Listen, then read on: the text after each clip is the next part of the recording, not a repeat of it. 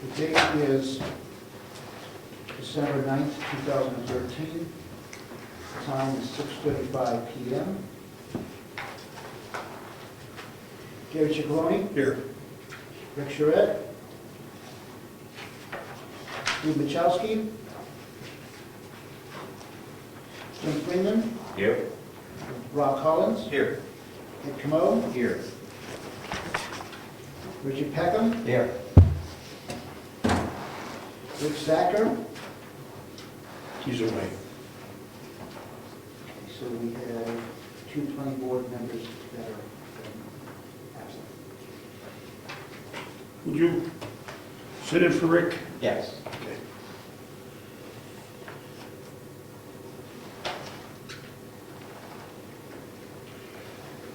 Okay, let's start this out. Let me get by the drudgery here.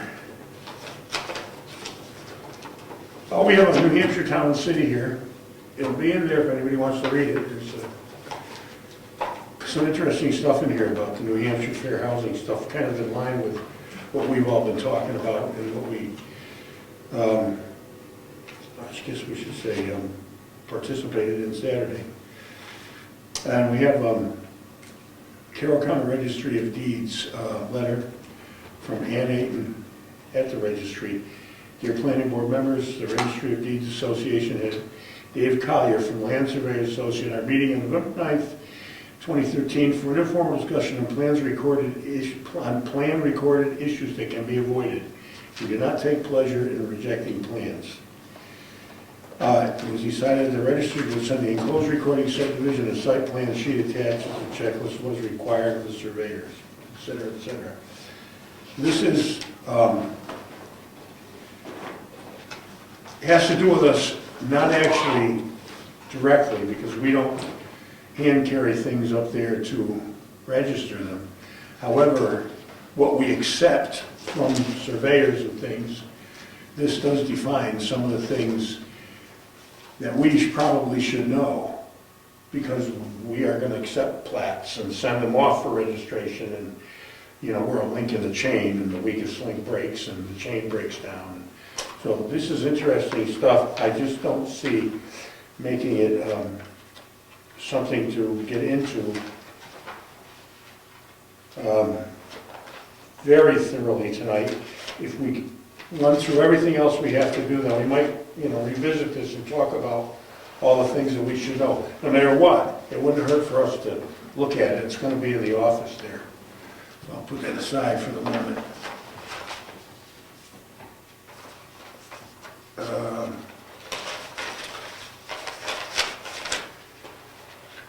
That's pretty much the announcements and correspondence and the mail. So let's go to the minutes and get them out of the way.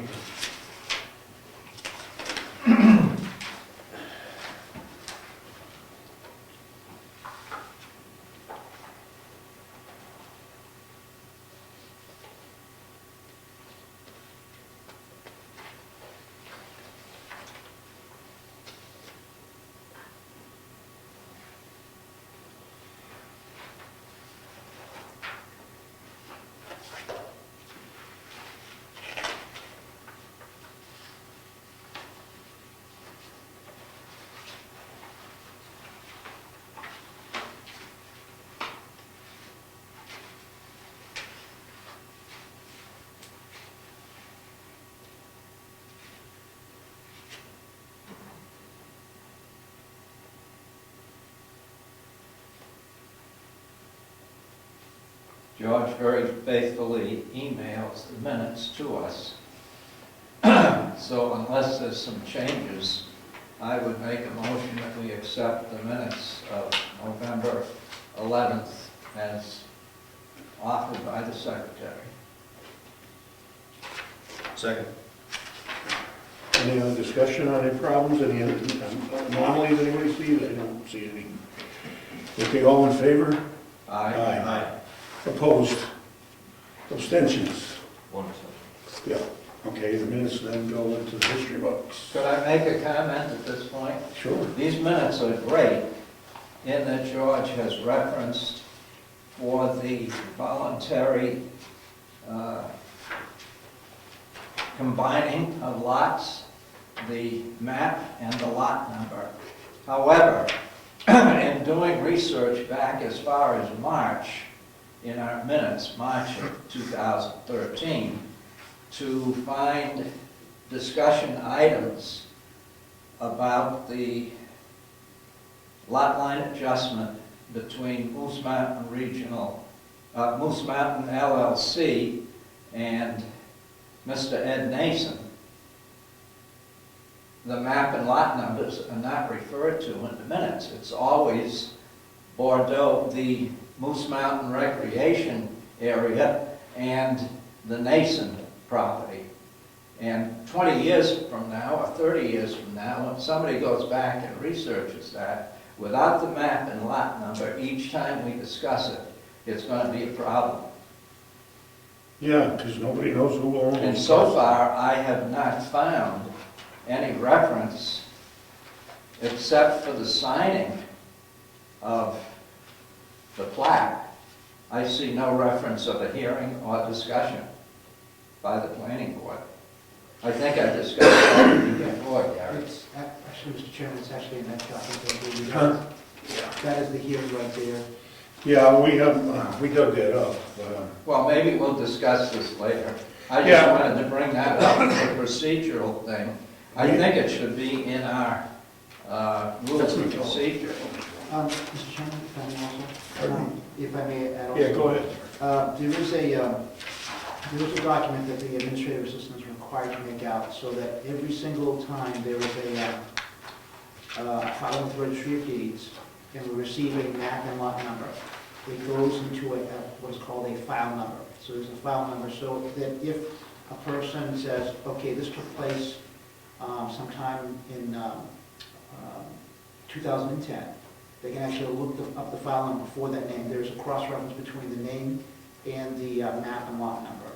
But you're right, from now on, I will be extra vigilant as far as mentioning the map and lot number for every minutes that we make. These are minutes from a special meeting, August 23rd, 2010.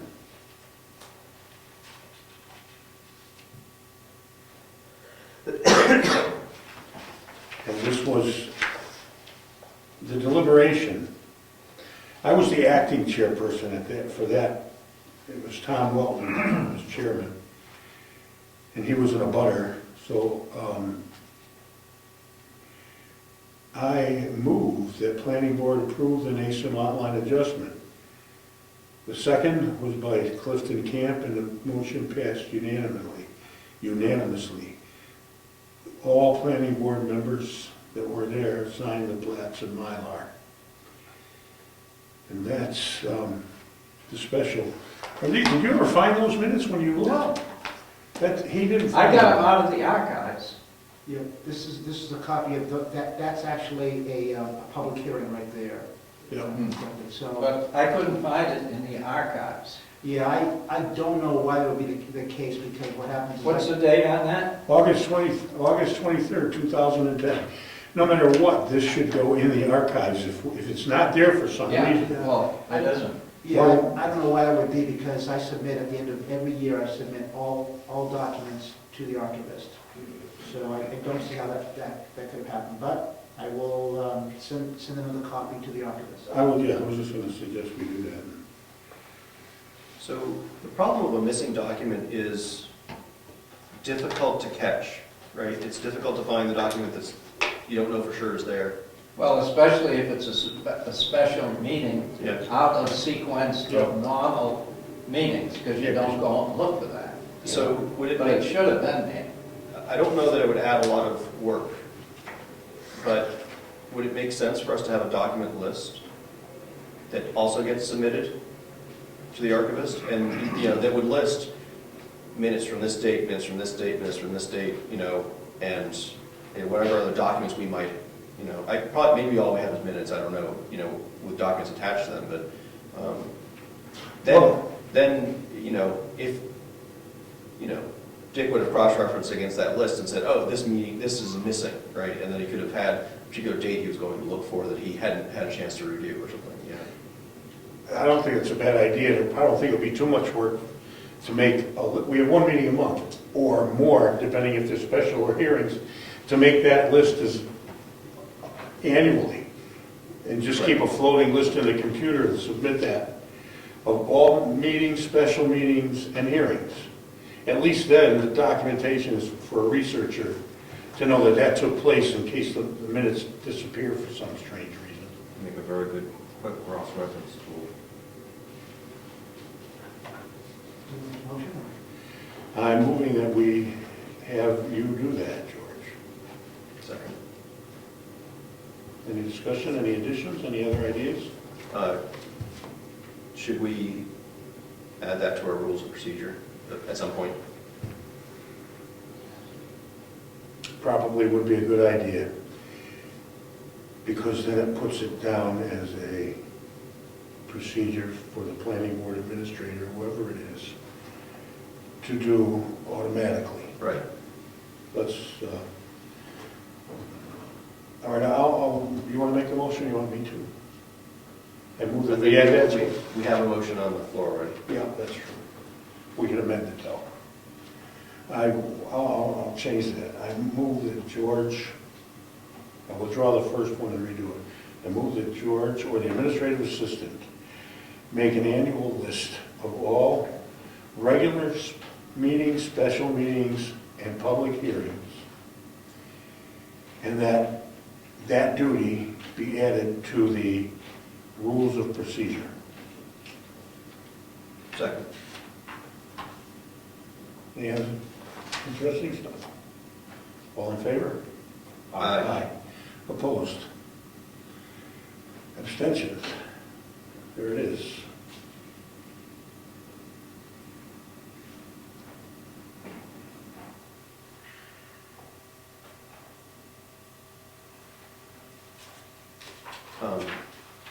Who is going to come with the proposed change in the rules of procedure? Who we knew was going to come with? Well, I mean, somebody's going to draft some language for that. George would automatically do that as the administrator. Okay. He will draft the language, we'll look at it, and we'll make it Perfect. next meeting. I was going to suggest that, but I didn't want to, just put more work on George without, it's not really my place. That's all right.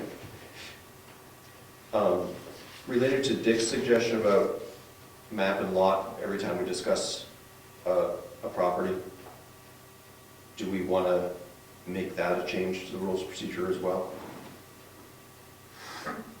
I don't know that that should be in the rules of procedure. I think it ought to be a policy that when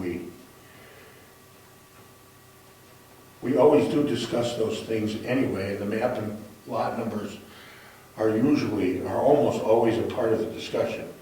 I would say that we should ask the administrator to make sure that it's noted in the minutes. I mean, we could get crazy with the rules of procedure, I suppose, and say that automatically the administrator, I mean, what do you guys think?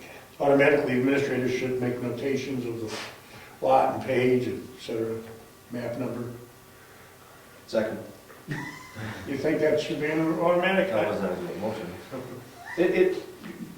Well, if you don't, when you change administrators, Yeah, George isn't always going to be. he knows how to do it. Right, but somebody else is going to be like, oh, how do I do this? It's going to be helpful if they have the guidelines for what's going to work best, right? And I don't think it's a bad thing to have. No, I It's suppose. a one-liner there, right? A lot of pages. Yeah, it's part of the training of the new administrator, whoever he is anyway, but we can do that. It's also more. Make a motion, don't just sit there and look. I seconded the motion, you made the I motion. didn't make a motion, no, this is a new motion we're talking about. I Making it part of Okay, it. fine, I move that we add to the rules of procedure a guideline that the administrative assistant should reference map and lot number when we discuss a particular property or properties. Second. Discussion? All in favor? Aye. Opposed? Abstentions? You got it all, George? Well, let's finish before we move on. Does that also mean we should forego using people's names when we're discussing the property? I think the issue is, I think that for the long-term record, I don't think we have to change the way that we discuss things, because that's gonna, we don't remember that, map 12, lot 32 is, so-and-so's property, right? But George should make sure that he understands exactly which property we're discussing, and so that 10 years from now, somebody will know which property that was. Map and lot, we aren't gonna say that every time anyway, we're just gonna be talking about the McKellar or this. We should reference it publicly, that this is lot number or so, that we're talking about the subdivision or so on, just for public record. As long as Well, we it's- do that anyway, But but as far as our personal discussion, personal names are much easier for everybody to remember. As long as it's cross-referenced in the minutes, so you can follow it. we do that anyway. We always, whenever we have an issue like this comes up, we always reference. But now we're making it a rote procedure that it gets included in the minutes, so. I mean, we don't have these conversations and never mention that, because we always do. However, now we're gonna mention it a couple of times, and it's good. Excuse me. Okay. We have some signing to do here, so let's get that out of the way. We have two of them. We have the Mylar and the vellum. I'm gonna open these up and we're gonna all sign them.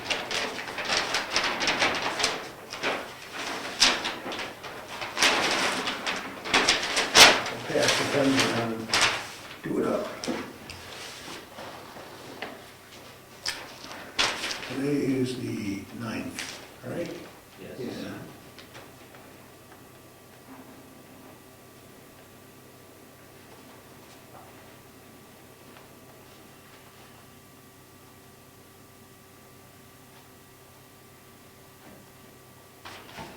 All right.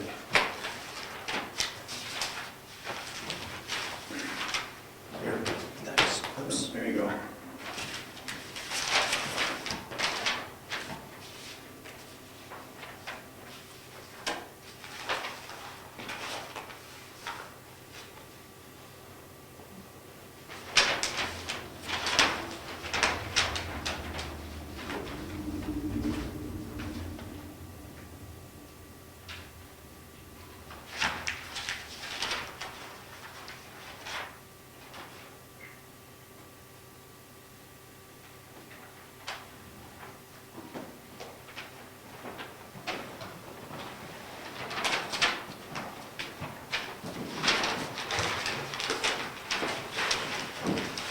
Here. Well, I'm gonna send you the whole packet. Yeah, I think that'll be.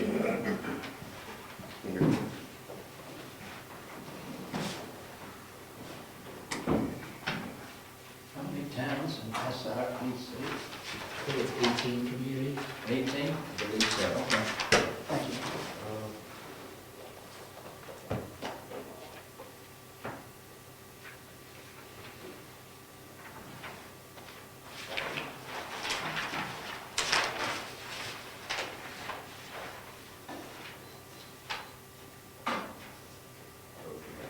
Do you have a copy of the SRPC budget? We're going back into, oh, no, budget, SRBC here.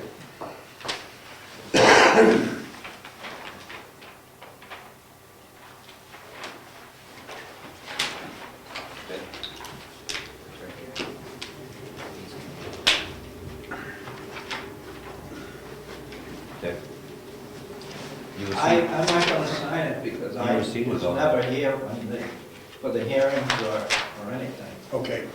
So, you got four. Well, we have four, that's enough. That's sufficient. Yeah, we'll fold that back up. Sign every page.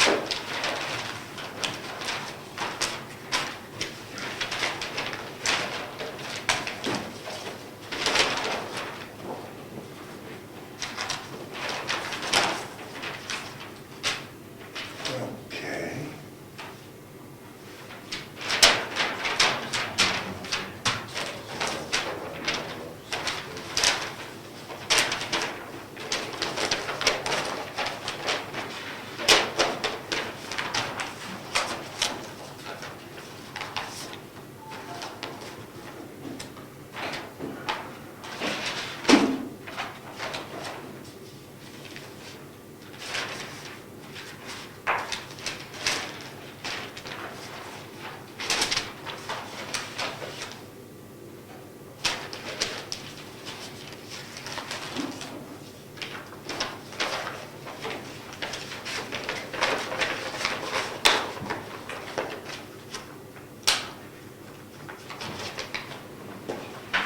Where's that rubber band? Think I'll hide it. We'll roll this back up.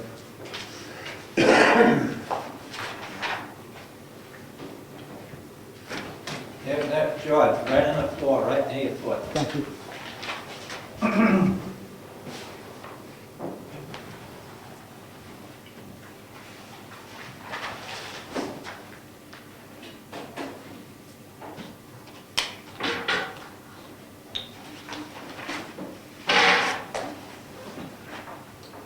We're done, right? Jim, so the hands, roll it up for me, would you? Throw the band on it.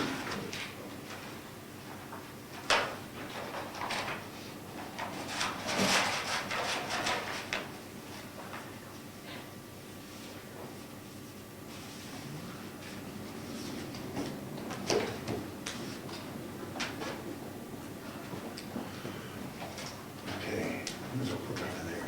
I'm sorry. Put them in there for now.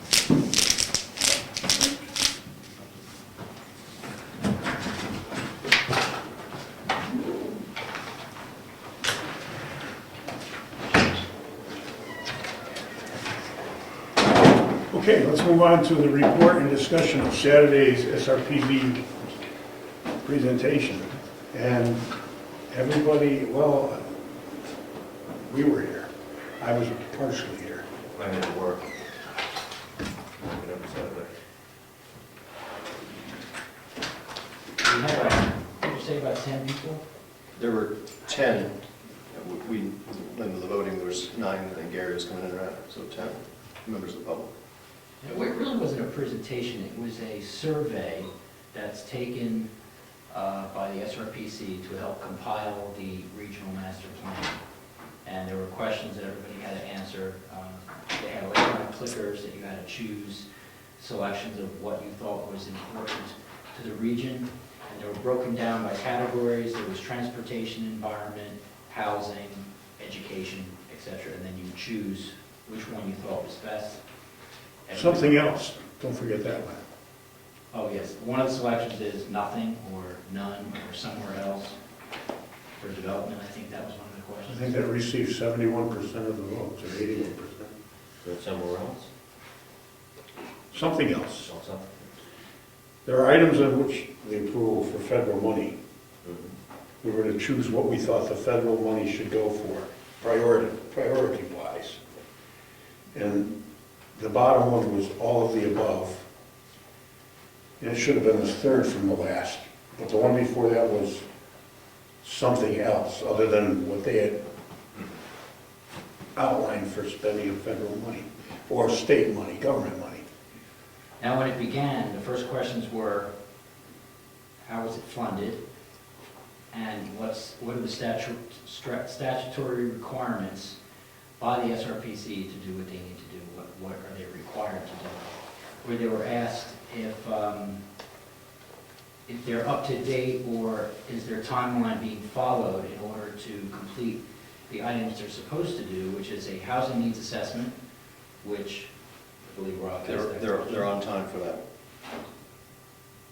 The, what was the other one? Regional master plan. Regional master plan, housing needs assessment. Is that only two things? Yep. Not the, And then provide, the other thing we're supposed to do is provide advice to the communities. correct, and also for regional impacts, Yes. things of regional impact. And they're not up to date on the regional master plan, they're late. And I believe that Cynthia Copeland, the executive director, reported that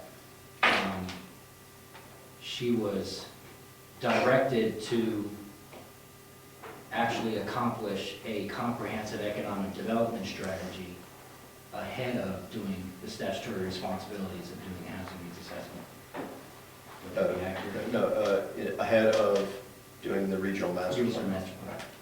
Correct. The RSA say they need to do the regional master plan every 5 years, and they're now 3 years late and not planning to be done until next year. So I think their current plan is to be 4 years late on a 5-year project. And we uncovered that most of the funding comes from the federal government through the Federal Highway Administration and grants that they apply for to do their work. I had asked a specific question about the grant, which I actually have here. I have the entire grant right in this book. And there was concerning language, and I had brought this language up to her about a year and a half ago when the application went in. Put it on the record. And I had asked her what it was meant by strategies to address barriers. One of the things is it says identifying and overcoming barriers. And first I have to say that the document I'm reading is called the Abstract, the New Hampshire Sustainable Communities Initiative Project Summary. Now, the New Hampshire Sustainable Communities Initiative was renamed in this state as the Granite State Future, Pay attention to this. the Granite State Future Agreement, or the Granite State Future. So it's actually a name for a federal sustainable planning grant that's given to states to help them with their regional planning. And originally I had thought that this abstract was a HUD document, but Cynthia Copeland corrected me to say that this was a document that the non-regional planning commissions came up with, that they actually met and was asked by HUD to come up with what they thought would be barriers to implementing the HUD requirements. And they came up specifically, so the 9 regional planning commissions came up with this type of language. The strategy to address barriers and incorporate existing plans. First, they're supposed to identify and overcome barriers. It says anticipated barriers include New Hampshire's strong tradition of individual property rights and the resultant resistance to planning and zoning. Paragraph down it says, during the planning process, the Regional Advisory Committee, which I had asked Cynthia Copeland, who is that committee? Because I'm on the SRPC and I don't know who's on that committee. That committee will identify any additional common barriers and strategies and bring these to the Sustainability Policy Committee. I don't know who's on that one either. The Policy Committee, whose members include decision makers from the DOT, DES, and the Office of Energy and Planning, will work together to identify potential statewide strategies for reducing and or eliminating the barriers.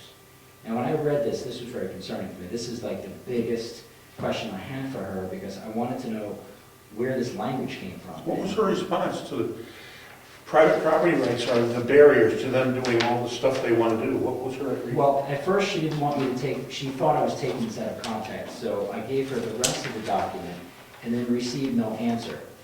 But apparently that would be one of the barriers to incorporating the plans that HUD requires them to work through into the system, or into our master plans. So it was very enlightening. I didn't receive really any clear answer to that. But she did tell me that, I believe, Rob, she said that the Regional Advisory Committee was not utilized, but the Sustainable Policy Committee was. I don't know which one. One of them she said wasn't gonna, they decided not to do, but I don't recall which one it was. See, my concern is that towns were asked to sign a memorandum of understanding that they would be interested in receiving help from the RPCs who would use that grant money to help the communities. The communities don't receive any money, just the RPCs do. My concern was, from the beginning, none of this language and none of this grant information in detail has ever been explained to the member towns. That was kept at Nashua and kept with the other 8 regional planning commissions. So I would think that if the towns, I think the towns perhaps should have been told about the details of the grant before they signed on to it. Because we also asked, or I also had asked Cynthia Copeland if, like, how much HUD involvement is there in this, or is it just a grant they give you and you can do what you want? And she said there is not much HUD involvement. And when you read through the document, it says here that HUD has a substantial involvement in this. Whenever you read a government document, any answers you have are a result of following the money. If you have a question as to how much HUD influence there is in policy, you have to look at how much money HUD is investing in this policy. And that answers the question. You know, to a degree, that's the surface of it, but to paraphrase what he read in very simple, succinct, short sentence language, the entire object of this is to manage land, water, energy, and the air. And the biggest barrier for the people that are in charge of this and that management of all those things is private property rights. And evidently, that's the obstacle that they need to destroy or overcome in order to do all this management that they think is necessary. So Gary, that you made an assumption about what it is that they're trying to do. I think you're probably right, but this document doesn't say what they're trying to do. It doesn't say what this is a barrier to. It just says that private property rights and people liking their property rights is a barrier that needs to be overcome. I asked Cynthia Copeland, barrier to what? Right? What is it that HUD wants the RPCs to do that is going to that this is a barrier to? She was unable to answer that. She said that she was going to go back and try to get a hold of the request for proposals that HUD had originally submitted, which they were answering in this abstract here. There's a lot of other publications that describe what they're attempting to manage and how they're going to manage it, and that's what I was referring to. It's not incorporated into that particular document, but the other documents define the management of air, land, water, and energy. Right. And that's what this is, the master document that's referring to. Now, we can put them all on the table and go through them one after another, but So in that context, I also asked her how the fact that the money was coming from HUD was going to affect the policies. And she said, oh, not very much at all. On what you just said, on the HUD continuation sheet, it says under substantial involvement, HUD's Office of Sustainable Housing and Communities will work in partnership with its grantees, which would be National Regional Planning Commission and the other 8 RPCs, to advance the program objectives of the grant program. The cooperative agreement allows for substantial involvement of HUD staff to enhance the performance of the grantee in the completion of the deliverables. One of them is including final interpretation of study results. So they will, if they do any studies to come to a conclusion on housing needs or a transportation issue, it says here that they will have the final interpretation of those studies. They, HUD. HUD. They will review and approve key personnel. They will implement HUD requirements, and this is important, which will limit recipient discretion. Where appropriate, substantial direct HUD operational involvement or participation during the assisted activity. So there is not a small amount. It says substantial, and this is the actual document. this is almost parodying all that information about ICLEI we had a year ago. There's really no changes. It's the same program, just different names. Right. Well, the total budget for this program, if we're talking about Sustainable Community Initiative or New Hampshire Future, is about $4.6 million, which doesn't sound like a lot of money. It does to me, but it does to the federal government. And the money is all being funneled through National Planning Commission, right? And my question, not to you, but to them, is why? And then I look over here, and the project director is Carrie Dyers, who is the executive director of Nashua Regional Planning. Carrie Dyers, before she went to Nashua, was a HUD employee. And there's her signature on the application.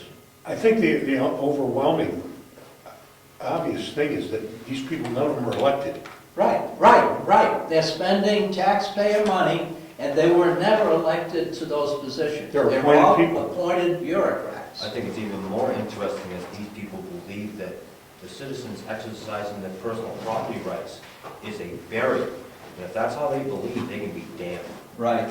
Well, I remember Cynthia making a quote the other day, which I kept my hand down on, but she said, "This whole plan is bottom up." Yeah. No, it's top down, That's what it is. just like the federal government. I hope you're recording that. Absolutely. Because we'll all be, charged with sedition. Probably. They charge me.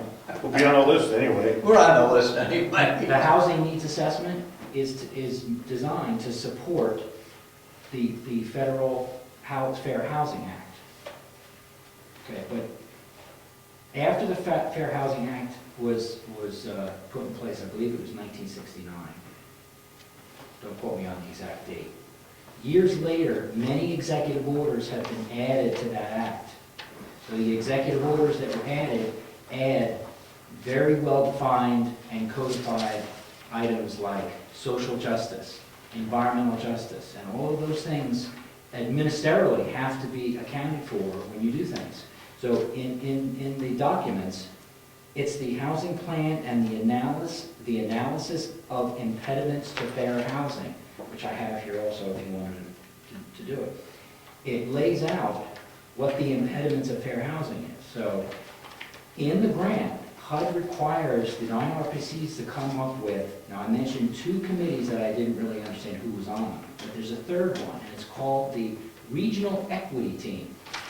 And they're designed to meet and represent, that's the word they use, represent, marginalized populations. Who are these representatives?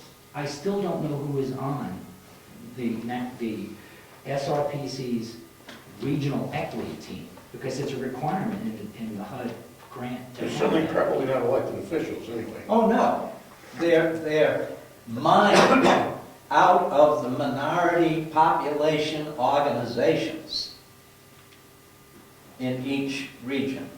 Now, I have a list here somewhere of the, can you submit a letter or request of information of exactly who's on all these committees? Who appointed them? Well, I don't need to, I could just go down to the RPC and just look on the roster. But first you have to know that the committees exist. Now, I've looked on the website and I don't know when they even post the meetings. I can't find when are they meeting. They're not publicly posted? It doesn't look that way. It may be, but I can't find it. So I will have to look for that because I'm curious on when they met and if they're still meeting. Because the money is, the HUD money is just about run out to be used. So they must be still meeting in order to come up with because they have grant requirements that they have to go through. in this document, it says that 70 municipalities and counties representing 80% of Hampshire's population have committed in writing to participate in the planning process. What are you reading? Same one you are, the abstract. When are these meetings, and who's informed of these meetings? Who signed them? It'd be interesting to see the documentation about that. And the governor's office and the legislature are not involved. Where's the elected officials? And those are the elected officials of the state. You know, we can talk in this room, but this message has to get out to the general population. Here's the problem. And it all goes back to the very root of everything, and that's the philosophical grounding of people. They have to be willing to examine the philosophical issues and see just how they affect us all. Right. And they need the vision to see the truth of that, what those philosophical issues are going to manifest on us, if we accept them or reject them. I mean, some people will listen to that and think it just sounds great because it's all happy talk. they don't want to look at the underlying theme, the philosophical roots of this. And that's where I think we need to make, if we agree with this, I don't agree with any of it. I think the philosophical basis for this is control of the individual, and I'm against that. Well, I think the whole thing is that they're counting on the majority of people not reading between the lines on what they're saying. No, you know what they're counting on? Giveaways. Yeah. And as long as you receive, thou shalt not question, only vote. So one of the things that became apparent on Saturday to me, and we discussed it a little bit during the meeting, is that they're doing these sessions where they're gathering information from the voters, from the people, but their surveys are very badly biased. Right? I mean, like the question about where should federal money be spent didn't say anything about spending. It said, where should we be investing? And almost none of those things were. Maybe you could make the argument that education money is invested, right? Because it potentially has some payback. But almost all of them were spending. And as we mentioned, none of the above, or spend less, wasn't one of the options. And there were others where it was that their conclusion was that we want, for example, I don't know, where development, where should development be? It was like their conclusion was that development is going to happen and it should happen and it's a good thing, and there wasn't an option of not here, right? Someplace else or something, and so they're basically, the whole exercise is bogus, because they're doing these bias surveys in order to justify the policy outcome that they want, and be able to say, look, this is what the people want. The other thing is, on those survey questions, is that there were no trade-offs. It was like, do you want more happy stuff? Can I interject something? I'm almost done. There was, it's like, here's all this happy stuff you can have. There was no trade-off. It wasn't like, here's what you have to give up your property, some of your property rights in order to get this. You have to give up, some of your income to get this, or whatever. It was no trade-offs. It was the same thing when we did this first survey about the schoolhouse next door. What do you want to do with it? Oh, people want to make a museum and this and that and preserve it, and nobody wanted to get rid of it. Well, all of a sudden the second round, it's like, oh, it's going to cost this much. Oh, geez, maybe we don't want to make it a museum. Maybe we don't, it's like reality hits, and you actually can find out where you're asking people to make the trade-off, the real trade-offs. You get much more, you get accurate information. When you don't ask for the trade-offs, it's just all happy stuff, like you said, and it's completely meaningless. I'm done. Well, okay, but they don't look at it as meaningless, because they offer this very innocuous sounding stuff at first glance, because we're being conditioned slowly that the government is the provider of all of these things, and consequently, we're going to have to get them. How much of them do you want, and which one would you like? In other words, they're not giving us the option, do you want any of them, except for that little number I, which said something else. So which one of those makes you feel good? Well, no matter what you pick, you're picking their program. Unless you go to number I and say something else. But then if you go to number I and say something else, you have to come up with a logical, legitimate something else. My something else was give the tax money back and go to the private sector because the government is rife with inefficiency and corruption. But all of that stuff, no matter what you pick, buys into that thing. And that's what they're engendering with all of this stuff, and it's absolutely unconstitutional as far as the New Hampshire and the federal Constitution goes. But it doesn't matter anymore to all the people that think this is so great. We're going to get education, and we're going to get roads, and we're going to get this. I just remember the last SRPC meeting I went to. I could see who was what there. And all I did was make a statement at the end that no matter how you shake a stick at it, in order to fund this stuff, you have to do one of two things: print money or take it away from somebody else. There's no other option. If you're going to fund it, you have to either strip it from the citizenry or print it. Printing it has a big downside. We ruin the dollar. Stripping it from the citizens also has a big downside. I mean, there's three main caveats of socialism. That's what it is. You run out of other people's money sooner or later, and then there's no way back after you take it all away and give it to the... And at what point does the rich guy run out of money, so I'm the next target? I'm not rich, but I'm the middle class. Sooner or later, the rich guy's exhausted of resources, and I'm the target. At what point, I mean, look at Sweden. They're 65% socialist. 80% of their export comes to the United States of America. Without us and the capitalistic motor, they wouldn't exist with the social. That was my whole point, and that's all this stuff is a form of implementing socialism from the back door that nobody really notices because of the philosophical grounding of the average person today. They don't want to be bothered. And you're right, hand them something for free and Santa Claus is in town. Anyway, sorry, I'm too verbose. No, you're very good point. One thing I'd like to mention about the verbiage you were talking about, Rob, that falls back to an old, what I learned in car sales, application of keyword placement. Now, if you say spend, that's something that people would put naturally, subconsciously put up a small barrier, start building a wall to barrier against you. If you say invest, it's a good thing. Every document I've read from SRPC and everything involving Granite State Initiative is rife with keyword placement. They try to do the joy, good feeling word placement, even though it's meaning, something that you would naturally take as negative. And that's the whole idea of it. Oh, I understand the idea of it. I'm just saying that... I'm sure you didn't miss it. My point was, because they do that, the results of the survey is useless, because it's full of bias. Well, it's useful as a propaganda tool. Right, exactly. It goes from being potentially quantitative scientific data to propaganda.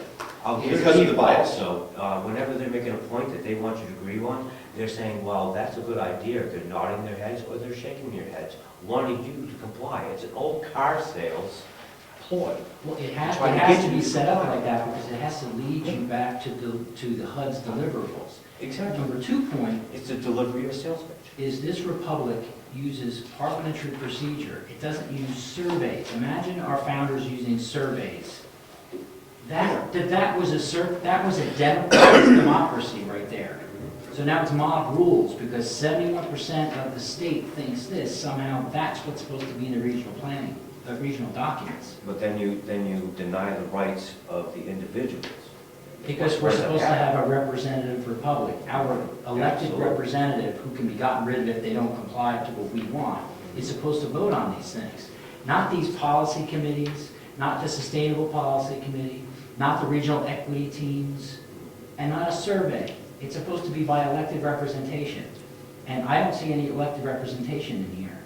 I see appointed people. You know what I'm curious about? Without getting too far into this, but the whole thing is we don't teach our kids philosophy, or we haven't for a long time. So what can you expect when somebody has to make a decision about what's going on here? What I don't understand is all these people that are, I call them perpetrators, whether they're conscious or they're deluded, it doesn't really matter to me. I call them perpetrators. They're trying to construct and deploy a certain thing. And I think it's axiomatically opposed to individual rights and freedom. So my point is, what do those people think they're doing? What do they believe that this is really a wonderful thing? Or are they just useful tools themselves, the people that stand here before us at the bottom end? And if they're just useful tools, because I'm quite positive, I stake my life on it, that everything I've said here tonight is 100% accurate. If I'm wrong, you can prove it to me, I'll take my hat off to you, but I would like to know, these are the useful tools, who in effect is behind them that's pushing this whole mess down our throats without our acquiescence? We're being told this is what you're going to get whether you like it or not. It's not these two people standing here. Arguing with them is you might as well talk to the wall over there, you can get nowhere. And if the people don't figure it out for themselves by getting some philosophical ground, they're doomed to fall under that spell as well. I'd like to know who the hell are the guys, and there's a handful of them, whoever they are, I don't know who they are. But there's somebody back there pushing all these buttons saying, this is what we're gonna do, and this is what we're gonna do to this country, and this is how we're gonna do it. And we damn well had better figure out who they are and vote them out of office, or vote some people that are gonna stop them, or we're going down for the count. Well, that's just the way it is. You can't vote, you cannot vote these people out. No, you can vote for somebody that will not allow that kind of stuff to materialize without legislature being informed. That's what we're talking here. A bunch of representatives are not involved here. Well, you have to have people to demand back their representation. Well, there's- This is the representation being stripped away from them. There's two ways that this kind of thing can be controlled. Two obvious ways. One is, at the state level, we say no to this crap from the federal government. The other is, at the federal level, you stop doing the crap. Right? HUD is spending our money to do this to us. Who says no? No, he's saying that's the point, that's. Who is we that say no? Just enlighten me, I don't know. we, You're right, but who are the we? Us 5 guys, 6 guys, sorry.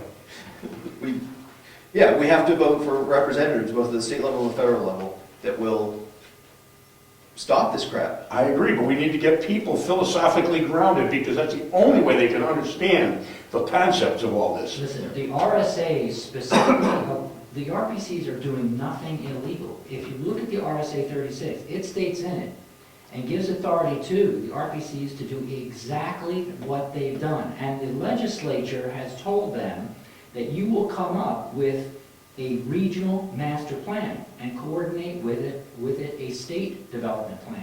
They were ordered to do that and given authority to do so. They have the authority, Nashua has full authority to go to the feds and pull up any grant money she wants. They want. Well, yeah, but legality is the word, and that's always in a state of flux. It depends on what legislators you vote into office, and you wind up with what they give you, because nobody comes to planning board meetings. Very few people come to hearings. It's like, well, I'm just gonna stay home tonight because I don't really need to be philosophically grounded. This is America, and it's never gonna change. It's gonna be the land of plenty for all forever. And we don't have to worry about a thing, and that's not really a very good position to put yourself in. What they're doing is they're forcing people into thinking, well, what am I going to get today? But the one thing that people are not thinking, they're not encouraging to think, is what are we doing to people like this young man right here tomorrow? We've got to look out for his future, our future, and my grandchildren's future, and their grandchildren's future.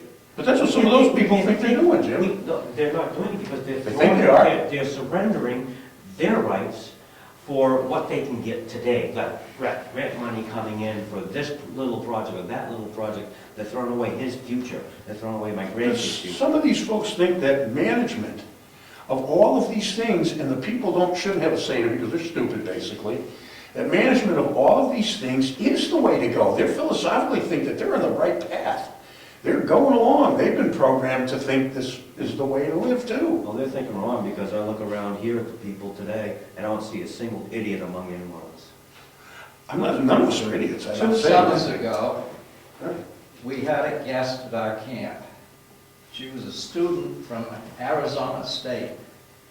And I asked her, what degree course are you pursuing? And she said, sustainability. Wow. I said, oh, okay. And what does that mean? She said, well, I'm only a freshman, so I really can't give you a good answer to that. I said, but your folks are spending money for you to pursue this venture, right? Sustainability? She said, that's correct. I said, do you think it has to do with ecology and environment? She says, well, none of my courses are pointed in that direction. She said, I think it's more politics. And after reading this document, she's absolutely right. They dress it up with something that maybe points towards ecology, maybe points towards environment, but that isn't what they're aiming for. Well, as long as you're looking at the shiny thing over here, you may not say something about what's Right. going on.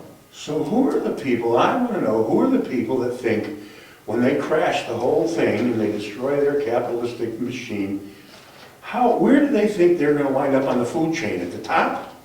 I'm just curious who these people are, and where the hell they think they're going to wind up when they wreck this mess. They will have theirs put away. Well, yeah, but goods and services have to be constantly provided. Their put away stuff isn't going to buy much. Well, they're gonna be gone at that time. Do they think they can mindlessly get the automatonic slave population to keep producing goods and services? They don't care. They don't one- care about the future, Take a really. look.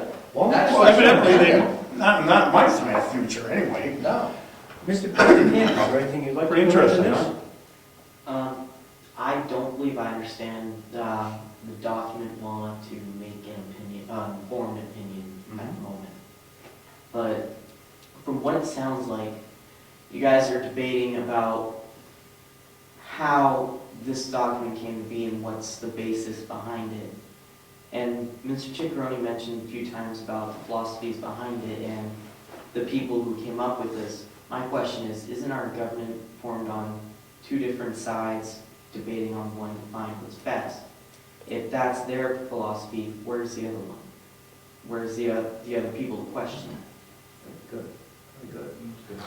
I like thinking of him, Unfortunately, the government that is in power promulgates the current philosophy. They never listen to the other side. And the voters, those that don't win, those that are backing the minority party, have no say. It's government by the majority. Period. I think it's even worse than that, because we have a two-party system, but there's very large components of both parties that feed off of a large government. That they're politicians and they're bureaucrats, and the bigger the government, the bigger their power. Whether they're on the left or the right, their power is enhanced by having a large government. And that's, it doesn't, to Dick's point, the majority doesn't pay any attention to the minority, but at the same time, both parties, and so always when whoever's in the majority is generally wanted bigger government. And it's grown under both Republicans and Democrats, even though Republicans are supposedly the party of smaller government. It hasn't actually worked out that way in practice, because the people that manage to get elected manage to get reelected by increasing their power, increasing the size of the government. Boy, did you come to the right meeting. Yeah. You realize that 100 years ago, the political debate didn't occur between two factions so axiomatically opposed to each other. I mean, if you examine, basically it is socialism versus capitalism. We are a capitalistic country. We are the engine of the world at the moment. We're losing that status, but socialism versus capitalism. There are two axiomatically opposed forces. They're opposite political concepts. And that's the philosophical grounding that I'm talking about people don't have anymore. They haven't thought about what the ramifications of each one of those political philosophies are. The point is, 100 years ago, nobody argued the two opposites. Everybody was a capitalist, but they had different philosophical ways to employ government intervention in people's lives, because that's what government is, really. I mean, government's a very big act of violence in all cases. Think about it. When you vote as a majority, you are imposing your will on someone else. The majority of the people that vote and get their way have told the minority, whoever they are, that they are not going to have their way, especially when both parties are axiomatically opposed, right? So that's a very violent act when you think about it. It's not at the point of a gun, but it's every bit as violent. It's one person or group of people forcing another person to do things their way. And when they're so opposed to each other, you have completely different philosophical groundings. You have people that want to be free and another people that want to enslave. And that's basically what it comes down to, because they're going to control every portion of your life. So where do you want to stand in this issue? But the problem is, many people don't understand the issues there. That this is really what it boils down to. Do you want to be free or do you want to be a slave? That's where we are, right at this juncture in our history, and it's the first time ever. Oh, not really. The Civil War had some of that flavor too, but you see what I'm saying? How'd that work out? The Civil War, the North won, but only because we had More land. industry. And equipment, Yeah. yeah, just So, terrible. it's not- And you can also add to that legislatively at the federal level, there are rules in each house that say that because a bill has passed, say, the House of Representatives, it may, at the desire of the majority leader of the Senate, never come to be voted on Right. in the Senate, and vice versa. If something is passed in the Senate, at the will and desire of the Speaker of the House, it may never come to a vote in the House of Representatives. That's the problem. we desperately need term limits. That's the problem. We have a big problem in this country. Well, that's the problem inherent in polarization of ideologies. Right. And that's exactly why each side is trying to usurp dominance over the other and not willing to come to a compromise which is Right. better for all. So That's the inherent problem. and the solution to that problem, the solution that's been employed in the past to that problem has made everything worse, because the Democrats want to spend more on blah, and the Republicans want to spend more on defense or whatever the heck they want to spend it on.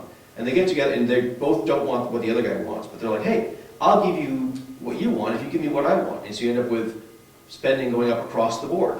And that happened for, I don't know, 50 years. 30, 40 years anyway. You know, Probably more than that. and then suddenly, you wake up and you have $1 trillion budget every year.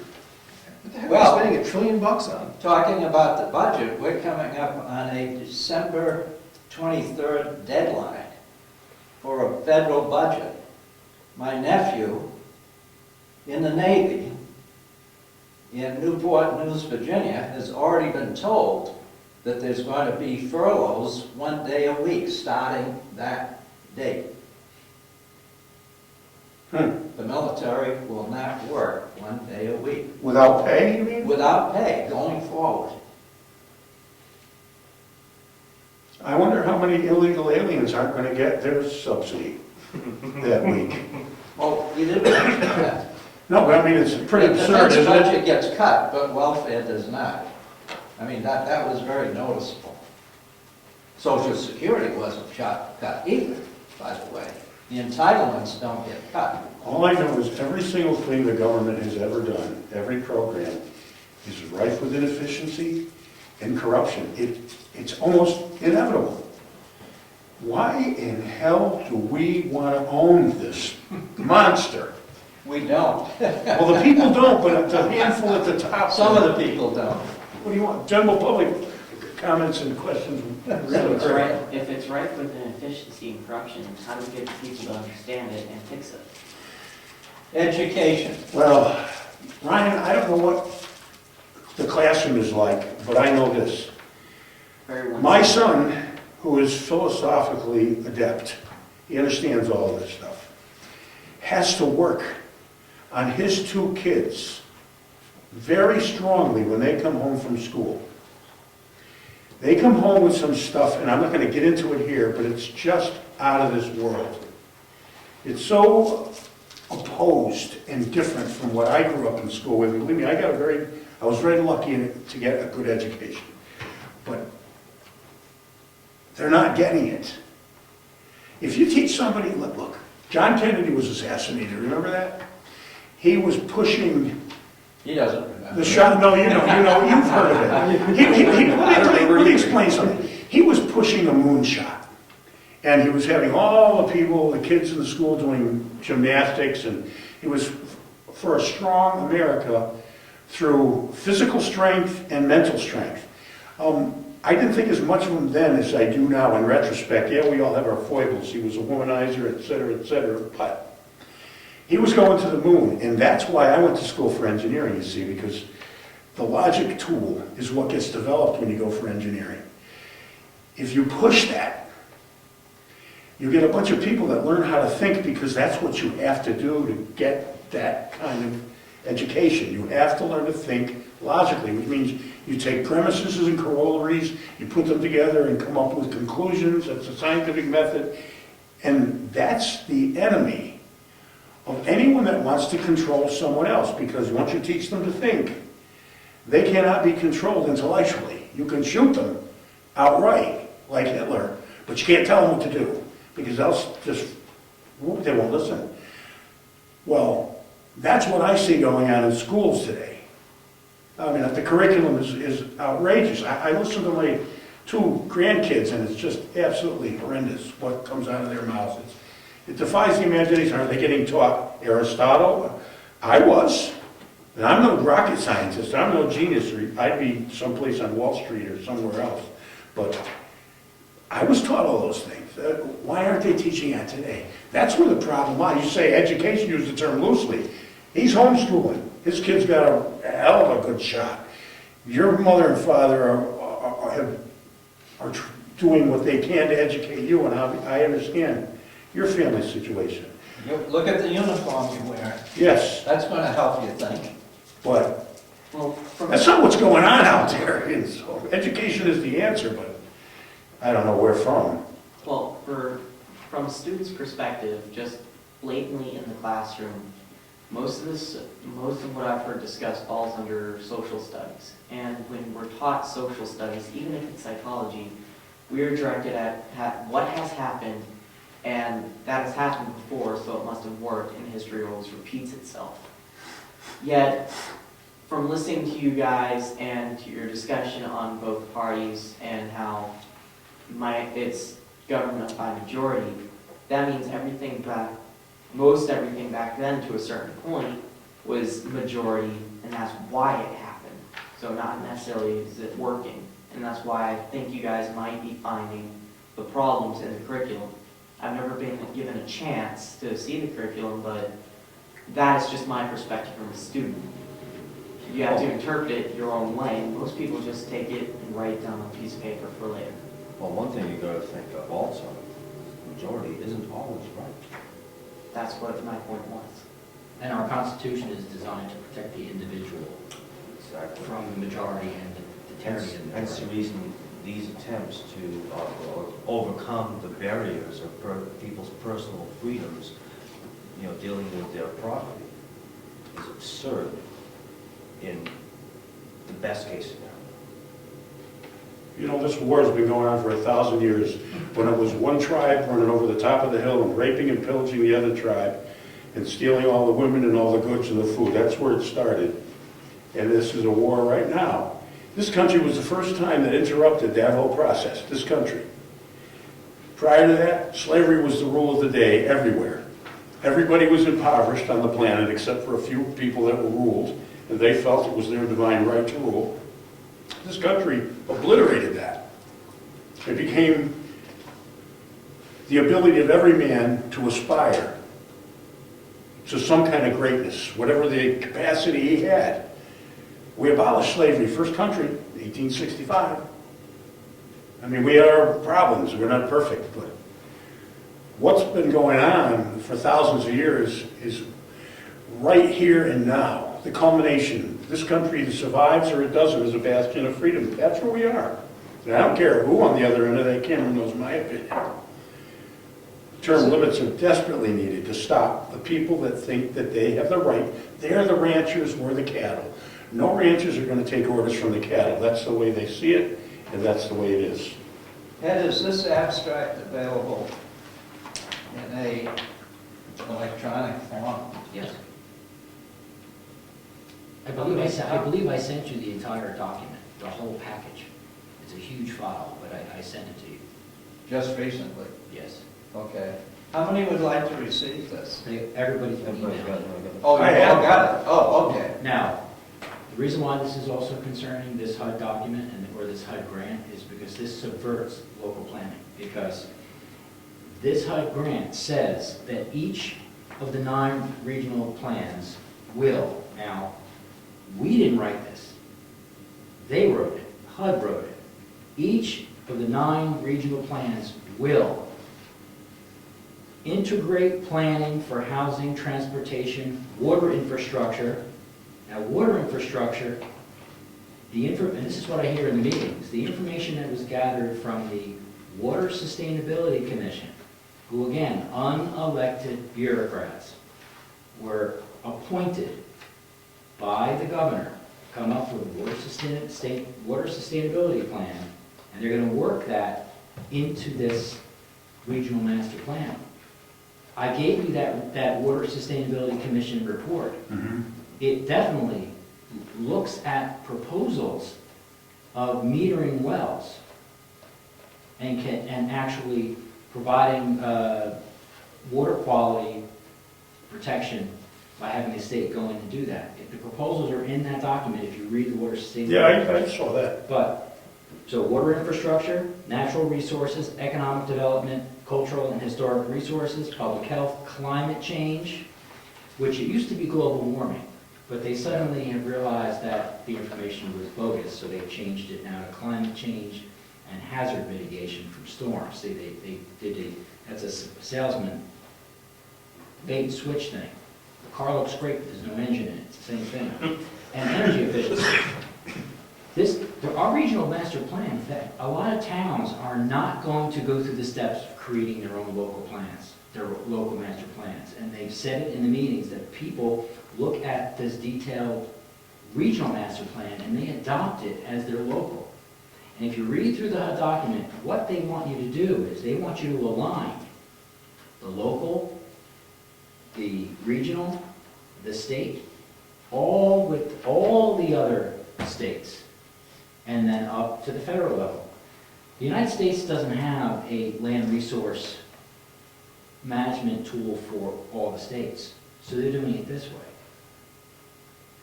So this subverted us because they're being told, or we're being told, that our plans will have these things in them. Now, is this is from a HUD document, or this is from the? This is the Granite State Future Governance and Management page. This is in the Granite State Future Agreement attachments, right? But this was written by HUD, or this was written? No, this is the HUD. This is the reformulated Sustainable Communities Grant. It incorporates the HUD proposals. Correct. Who are the guys behind this? It's not The HUD. a non-entity government blob that sits there and spews crap.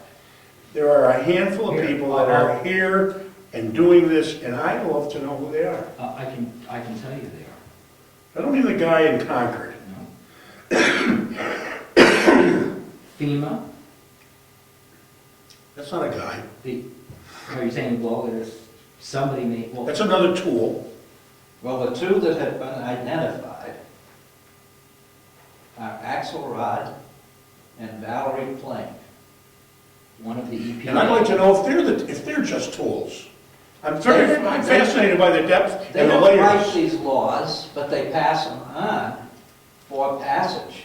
Yeah, so I mean, who's the guy that's cooking all this stuff up in his brain that says, my ultimate goal is the incapacitation of Well, American... I could tell you, but then I would be just described I don't know who they are. as a religious. Well, So, Maybe- the last 5 or 6 presidents have all had executive orders that they've signed Yep. related to these kinds of issues, Right, Republicans and Democrats, right. and I wouldn't be surprised if they're just tools, to use the vernacular. Yeah, they I were wouldn't either. tools, of course. They were blackmailed by energy. I firmly believe that's why John Kennedy was shot, because he wasn't a tool, or as much of a tool. They were blackmailed by energy. It's as simple as that. First, we have to get background of where sustainable development came from. And I'm not going to get into the details by using the wrong term and get myself in trouble. But sustainable development is an international agreement. It's an international agreement that representatives that we sent to the international body of the world agreed to. We agreed to, our country agreed to implement something that was agreed to on the international level. The And- names, Ed. It's not, You're not gonna find. it's not a plaque on a door. Names. It's not a machine that came up with this. Some guy somewhere says, this is how we're gonna do this to the world. And I'd love to know who that people are. And everybody else is a tool. FEMA's a tool. If Obama happens to be a tool, then he's a tool. But somebody, this emanates from somewhere. This doesn't create itself. It doesn't grow out of a bush in the ground. Some people say it's Satan, some people say it's George Soros. I don't know. I would love to know. Well, that's where this all originated from. People are so used to hearing sustainable development, it's almost like people now think Honda is a U.S. made product or a U.S. product, which has been around for so long. Sustainable development, I just like people to know where it actually came from. And the reason why executive orders were used is because all of this stuff is all being administered to us by executive orders. This did not go through Congress. And when I'm going like this, I mean these grants that are flooding the states are being used to implement sustainable development. It says it in here. It says the Sustainable Communities Initiative is designed to implement those agreements. And it's all the control of land, air, water, and energy. If you look in here, it's all of those items. That's what it is. But somewhere, this started.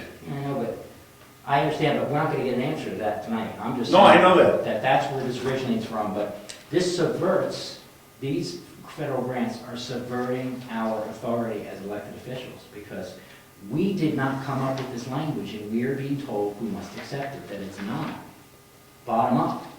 We didn't come up with this. Well, it's unconstitutional, at the least.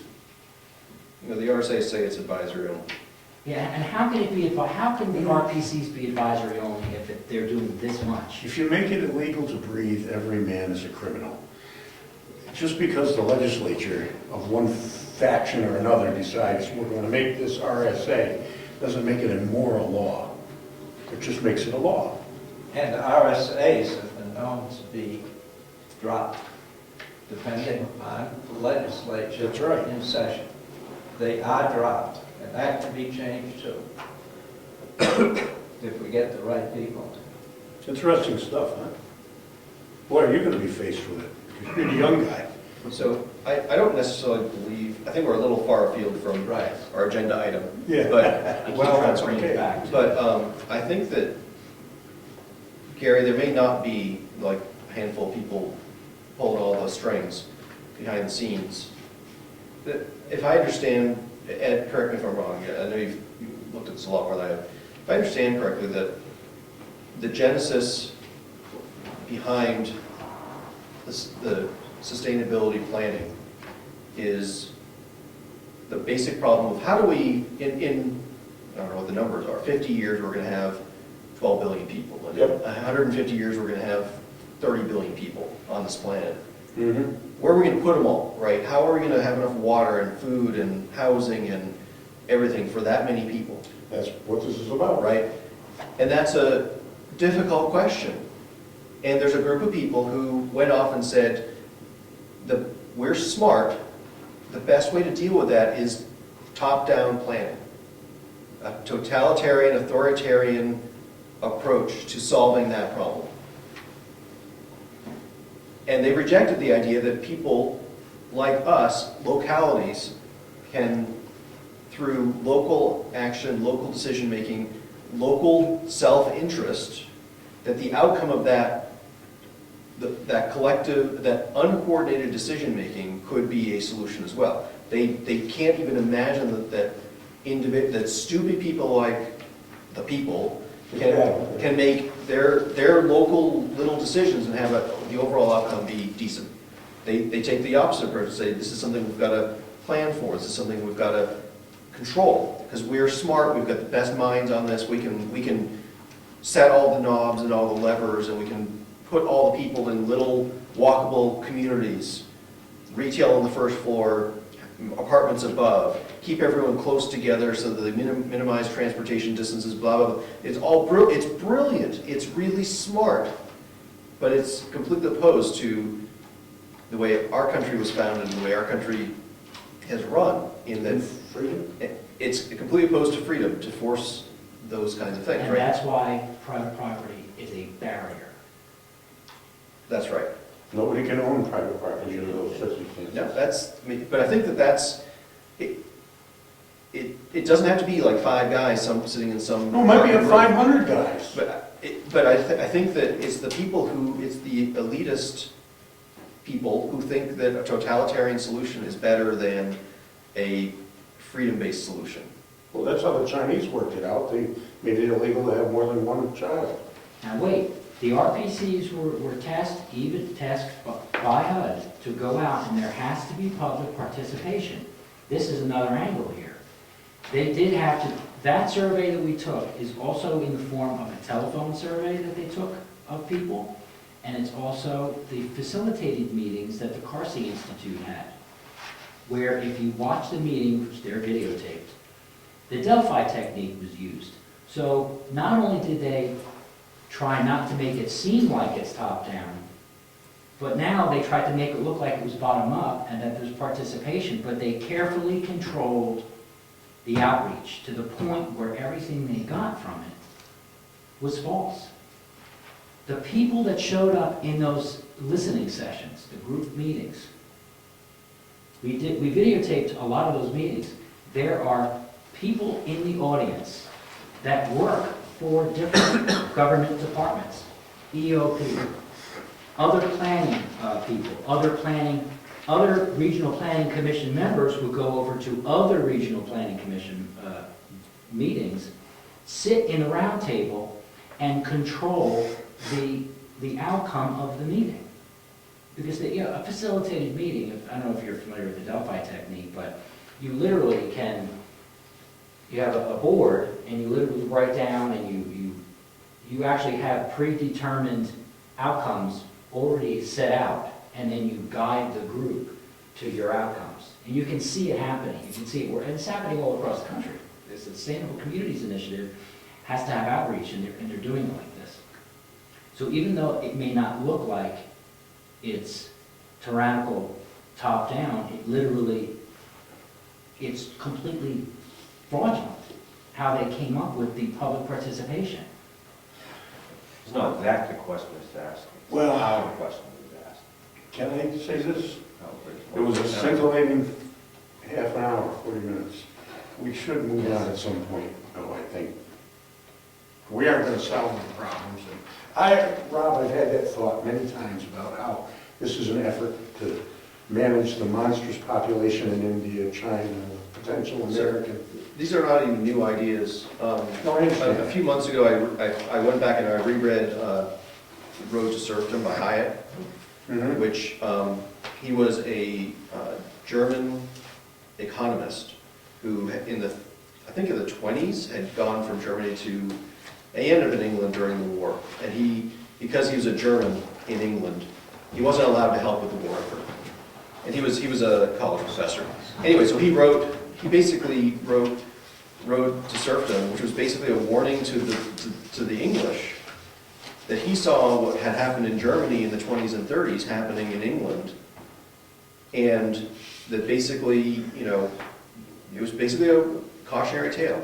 And it was really terrifying to read it, because all the things that he said were happening in England at the time are happening here now. Yeah, And it's Double channeling, everything. just in terms of just the arguments we're having, the way things are being, I have the book. the double speak that's going on, all of, the deferring to bureaucrats, to the experts to make all the decisions, all of this stuff, history's repeating itself. Right? Here's the problem with all and- that. Though, here's the basic problem. If you're a student of history, and I got a lot of books you can read if you're interested, and I'm sure you are already, we never get down to benevolent tyrants. We're going to fix the problem and make everybody happy forever. People wind up getting shot. That's gone on 1,000 times in history. Just look everywhere. And that's what it usually boils down to when a bunch of people say, for your own good, you're gonna do this or else. But anyway, let's move on. I know it was great, and we're not gonna solve this one. But I do thank Cynthia and Matt for coming to do Yes. to do the survey. It was very interesting. Yeah, it was interesting, from what I could see it. Hopefully they didn't bruise them up too badly. Oh, tonight, they No. don't No, watch on this? On Saturday. Oh, I don't think so. They do watch. Okay. They do? Well, this should be very interesting. Old business, does anybody else have anything, other, we're just gonna be rehashing, I think we gotta move on to old business. Rob, I'm sorry about your brother-in-law. No, thank you. So since our last meeting, we managed to have one meeting of the subcommittee that's looking at potential zoning changes for the rec zone. I don't have my note. I, of course, neglected to bring my notes with me, but I think I had forwarded the draft minutes to everyone on the board. We did not make any changes to the one working document yet, although I think that'll be on our next agenda. Several of the members of the committee were given tasks to do some research and things like that, and so I think that our next meeting we'll get down to doing more concrete work. Right. How about if we try to schedule something at the end of this meeting? We'll just stay for one, I guess the fourth, and then we're... When? Well, I mean, we can do it now. How's Thursday look of this week? Thursday's good for me. I have no plans. Let me tell you what, I did speak again to Laura Spector, very briefly. I don't want to spend too much money, but she will keep her schedule, make it available if we would like her to sit down. And she was reviewing our stuff anyway, and I asked her to review that stuff with those objectives in mind to make it simple. If we want to have her here, she will come if we give her 24 to 48 hours, depending on whether she has any engagement. Thursday is out of the question. The following week would be okay Thursday's not a question for you? for her. Oh, I don't think we want her here that quickly. No. yeah, I think we need to We prepare. don't need it that early. Yeah, We need at least one meeting, that's just our group. yeah. So is Thursday good for you? Yeah, it's fine. Okay, great. That's the 11th, right? That's the 12th, I believe. The 11th and 12th? 12th. 12, yeah, today's the... George, could you handle noticing that? Thank you. And I'll be quick because it's just a couple days from now, so thanks. And I will email out an agenda hopefully by tomorrow afternoon. Can we talk about a little bit of this stuff, just for the heck of it? Tonight? For a few minutes, because we're on A yet. Well, do you want the committee to do the work, or do you want to do it here? No, I was just going to tell you something. That her suggestion is to do it in the simplest way possible. In other words, if you have an objective, there's a convoluted, difficult way, and there's sometimes a very simple way. Like the suggestion that you made, that we can always simply take caretaker's cottage out of permitted use and put it in conditional use, which wouldn't require site plan review, but would require them to come before the board. Those kind of things, she said, would be the way to approach these issues instead of writing a ton of different things that affect a lot of different things. There are simple ways to prevent a lot of different things happening. So that was her, I said, good, think about it that way. So we'll talk about this at the meeting. I just wanted to mention that. Yep. So, okay. CIP, and I don't have the building book, and I'm really waiting for procrastinators. No offense, all you procrastinators. I am one myself. Mary Lou's got to get me the list of assets. She hasn't got it. Brad is busy, and now we're gonna have a meeting, what's the 12th? What date? Thursday, the 12th. 12th, okay, the 18th is the meeting for the road committee, and Brian Robichaud is running it, I guess. And Brad is still gonna be on it, but he doesn't wanna be in charge of it. So I don't know if Brian's gonna take the reins of that, or they're gonna vote for somebody else. But Brad at least will have his input on roads, and I have to get Eddie involved too, because it's a road agent. So I've got the book, and it's got all the different categories of town assets listed on pink pages with green dividers in between various, well, the groups of assets, like electronic equipment in one section, and then there's other pages that are computers, et cetera, et cetera. But there's nothing in it. It's just a bunch of stuff saying what we have and what's itemized, except for the stuff Mary Lou is giving me, because she's got a list that I don't know. So I'm gonna give her a call. Is tomorrow night the selectmen's meeting? Yes. I'll see her tomorrow night. Okay, good. And then it's a matter of putting projections in. They don't have anything scheduled for roads for this year, anything big. So we're gonna sit Is that down. because of the schoolhouse? No, they have some small things that are gonna be done. They're not doing a big paving, that's partially because of price. And, Yeah, well, that's interesting, because they have already put out stakes for where the rest of the road is supposed to be. do you mean Bryce Drive. Tom? Bryce Drive. Yeah, but no, that's the one thing, I said, because of that, they're not out Yeah, there. but this portion that they didn't touch is now all staked out. And all those stakes, let me tell you, are gonna disappear after the first big snowstorm. That plow's gonna go through there. They're right out to where the pavement is. Oh, no, Eddie's very careful. Yeah, yeah. Well, we're gonna ask the selectmen tomorrow Yeah, night. I don't know why what they that's put the about. stakes up now. I mean, it's ridiculous. They can't pave it, the They plants are paid closed. somebody to stake that all out with yellow tipped stakes, and I Oh, asked that's- the question. I'll bet you that's land tech. No, Eddie's people did it. Eddie's people did it. Because I asked the question, who put the stakes out, and why are they there? Well, that's to show you where the pavement is going to be. They're not When doing it we this year. repave that section of Bryce Drive. What are you putting them out now for? I know I'll take some of them down, and the poor mail lady, where they put them is right near people's mailboxes.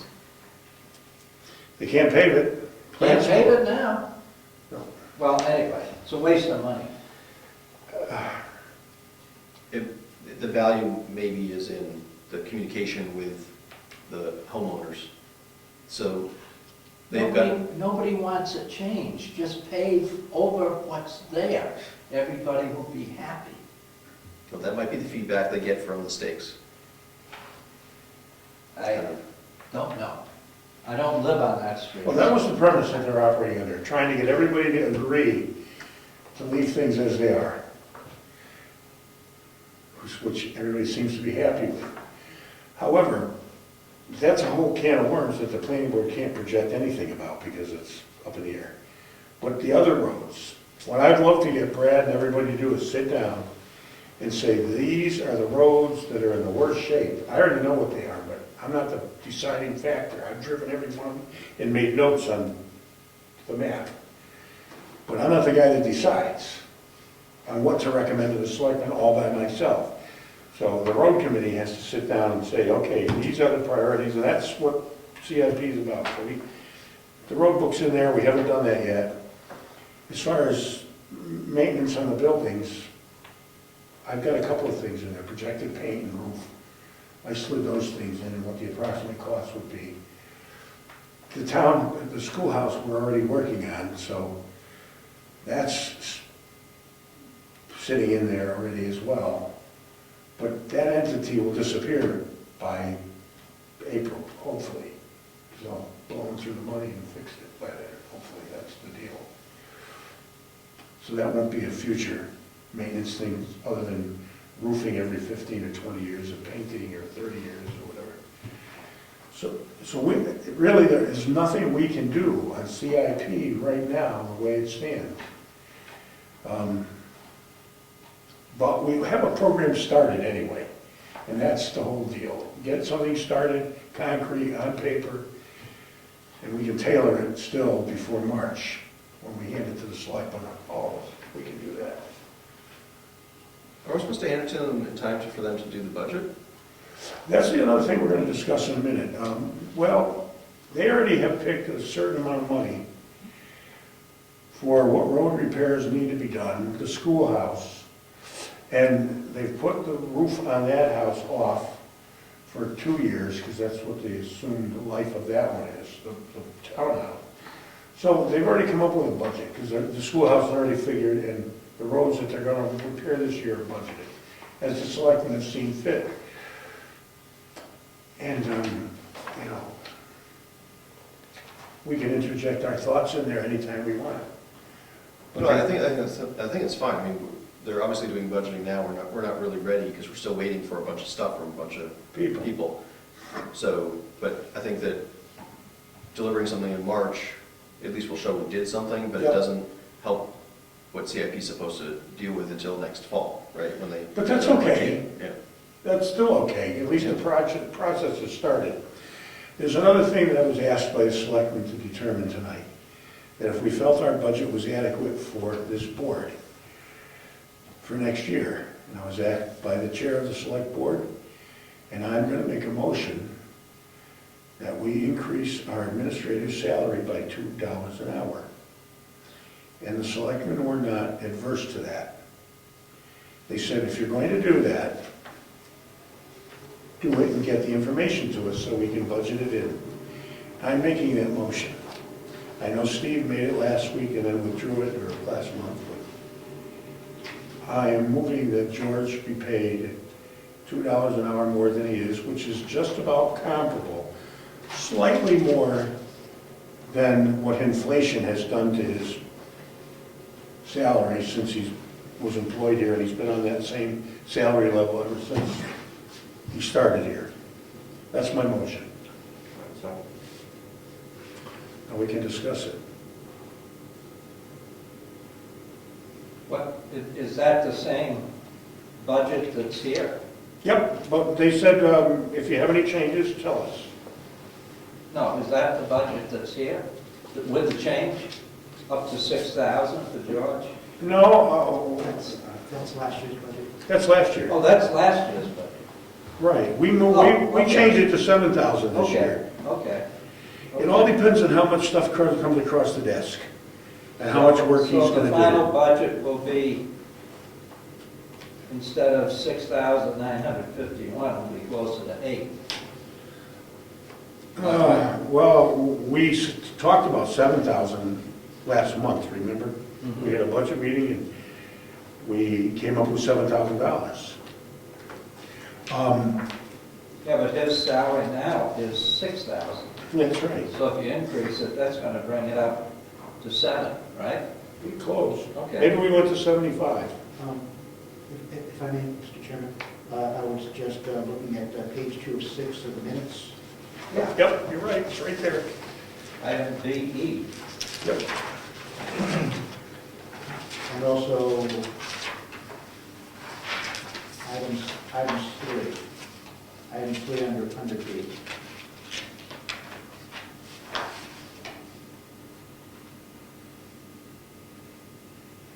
Oh, okay.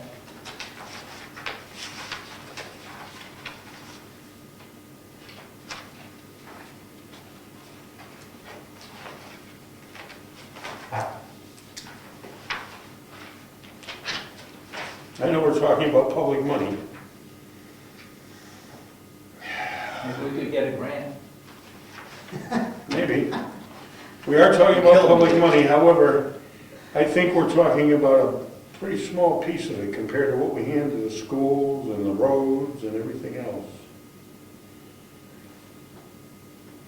And quite honestly, the selectman's administrative assistant is doing a lot of work that the selectmen used to be in charge of doing. And they passed it off to that's fact. They can tell you what those items are, but I don't think that's relevant. The point is, I don't think that he's overpaid, and I don't think he's paid fairly, or I wouldn't be making the motion. Well, the way these figures under 3 come up, it's someplace close to 8,000. Probably. Yeah. So is that, $3 a piece from all our families.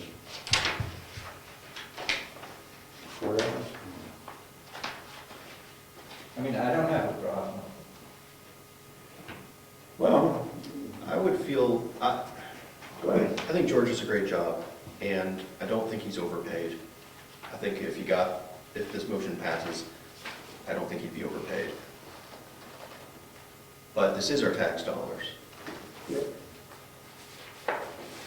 Another alternative to your motion here would be, and I don't know if you want to entertain this or not, would be at town meeting to amend the line item to reflect a rate and let the larger group of taxpayers weigh in on it more directly. I'm just, We can do that. I mean, I don't know if you want to entertain, I mean, that's, I don't know. I mean, that, No, that's how everybody else's salary always gets decided anyway, in terms of certainly the the selectmen. the elected election officials, that's true. So, just, I would think that it's going through a pretty good vetting process to begin with. I mean, most people will react, oh, well, it's going to add another couple dollars to my tax bill, and not realizing how much work it does do for the board. Well, it's not, he's not getting another nickel until the town meeting anyway. It's not like we're cutting anything short. Yes, there's a proper vetting process. the human nature is such that if you, in general, people are willing to say yes to small things like that. I think it's a As long as you call very it good an idea. investment instead of a It's- spending. Like I said, I think George should get this, but I feel very uncomfortable voting yes to increase give one of our employees a raise, because that's exactly how we've gotten into this mess, and the big mess, right, is, between. Oh, I don't think so. No, let me explain what I mean. We give away stuff to people for nothing. No, it's public, you look at like the public unions, the public service unions, Yeah. right? They have these great deals because the elected officials, it's very easy for them to give them a raise and, whatever, and give them good bennies and stuff like that. And, that's, I don't want to fall into that trap. I feel like I don't want to vote yes on this, although at the town, if I'm a citizen next door in March, I would vote yes. I disagree with you. The unions, SAIU and all the rest of them, we'd be in perfectly fine shape if we stopped giving out $1 trillion a year in welfare and get nothing in return for it, not even janitorial work service anywhere. There are costs to government functioning, and we have to have some limited amount, and I think, but you're right, I agree with you, it should go to town meeting, it's a perfect place for it. I love it. It will. I would rather see it there than us making it a thing too, for other reasons as well. Well, it will, of course, go through. Andy Tapper's here, it'll be a $20 an hour raise. Remember Andy Tapper? Oh, Oh, I think you should make it 10,000. No, 15. Well, he's going now, he and Jen left. It was funny. and I also think there has to be a concerted effort to also reduce the workload, reduce how much planning we have to do. That would reduce our costs. I mean, we have a budget, doesn't mean we have to spend it all. Even though the town may raise its pay $2, it doesn't mean that we have to spend. That's right. So we need to control what we're doing and how much if we're over planning. And I think Depends on what business walks in the door, and part of it. The other part of it is, we talked about the minutes, and whether we want very thorough minutes or less thorough minutes, and how much time should we ask George to put on those things. And we came to the conclusion that we want the thorough minutes because it has distinct advantages for the people that look back. But you are right, we can cut our position down. I mean, we're supposed to do CIP, but we don't have to Well, do it. the people voted, in town voted to have us do CIP, right? Well, the That- government told us we have to, but go ahead. No, that CIP is optional for a town. And at some point, a few years ago, 8 years ago or something like that, there was a warrant article that said, yeah, Yeah. let's do CIP. I mean, you probably, I wasn't here at the time. OEP says now it has to be done. Oh, really? Yeah. I wasn't aware of that. And Okay. workforce housing was added, wasn't that? Yep. There's a whole plan that had to be added to it. That was a lot of extra spending we did that year. And we have to do the master plan. That's required by law. That's gonna be a bunch of work. I think the case has to be made to the town. What statutorily do we have to do and what do we do extra? And I think if there's any, I haven't been around long enough to know if there's any extra, but if there's extra stuff that we're doing that we don't need to be doing, we shouldn't do it. There's not a whole ton extra. Well, We had a half-hour extra, a half-hour discussion about stuff that was pretty far afield from the work of this board. We paid George for that half hour, $8. and we're gonna pay him again, $7. we're gonna pay him to write up minutes on that and, whatnot, right? So there's Keep little the bits. brief on that. Yes, but There is some fat that could be cut, but the SRPC, which a lot of time gets spent down there, that's something that could be reduced. I mean, down at SRPC, they want, actually, I was supposed to talk about this, they want us to use this mapping. It's a voluntary program, but it's a in-the-cloud mapping system where they would like, voluntarily, of course, towns can use it to put their culverts and locations in. It's a very powerful tool, but they want you to do that. That's not really a requirement for us to do it that way. There's a lot of things that we are doing that we don't need to be doing, which could be reducing our costs. You mean the planning board? Yes. Well, I don't know, we came up with some, I might agree with some of our roundabout methodology in bloviating, I agree, at the meeting. But I think what we presented to the town for articles last year were not frivolous. I think we did a good job, actually. Depends on your point of view, I guess, but the town voted them in. And that's what it's kind of all about. We are supposed to manage things like site plan review, and that kind of business, walk-in business, lot line merger, subdivision, all that. And then the next thing is any ordinances that we want to work on and submit to the town for vote and public hearings. That's our job. I mean, To recap, my point is to make sure that the town understands what statutorily we're supposed to do, what the town has asked us to do, and how much we're doing to help them understand where the extra money is. Planning board does? Exactly. So they understand where the money is going, why it costs this much. No, I understand what you're So, saying. and then perhaps they would make the decision, well, we no longer want you to do this. We no longer want you to do that. That's another way of reducing it. They can eliminate the planning board altogether if they chose. They could. That would be their prerogative. Can we go back to salaries for a minute? I want to just recap the salary situation with the deputy town clerk. This is 2012 figures. It was budgeted for $1,200. Now, this is mainly training and so forth. The actual money spent was $3,000. So last year, they bumped it up in the budget for 2013 to $1,600. I'm going to guarantee you that that figure, actual, that $1,600, has been greatly exceeded already this year. It's probably closer to $4,000. Be the town clerk. So they're going to be putting more money in. well, I think there's other issues going on there. Hmm? There's another issue that's going on there, Oh, right? well, The issue is that the town clerk has a fixed stipend, not an hourly rate. And now that she's got an assistant, she had good reason to be out of the office, but when she was out of the office, we were paying her stipend appropriately, that's what was allocated, plus then hourly paying somebody to cover her Oh, yeah. time.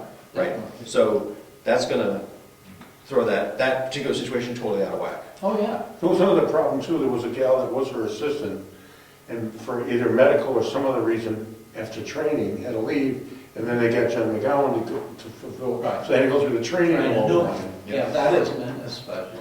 Oh. That 3,000 isn't in this budget. That's in this year's budget, the 2013. Well, I can tell you if Diana takes time off, they take money out of her pay to pay her assistant, Do they? No, That's, because she wants it that way. that's the way, I mean, that's the way it should But be. there's no procedures for anybody, any of the employees. There's no standard operating procedures, and you know, there's SOP for any employees in this town. Well, we have None of our rules of procedure define the Hmm? administrative duties. There's no policy for the administrative assistant to the selectman. No, there isn't, but he has policies and rules.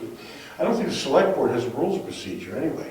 No, I mean, like I said, she's doing jobs that those selectmen used to do right, not too long ago. right.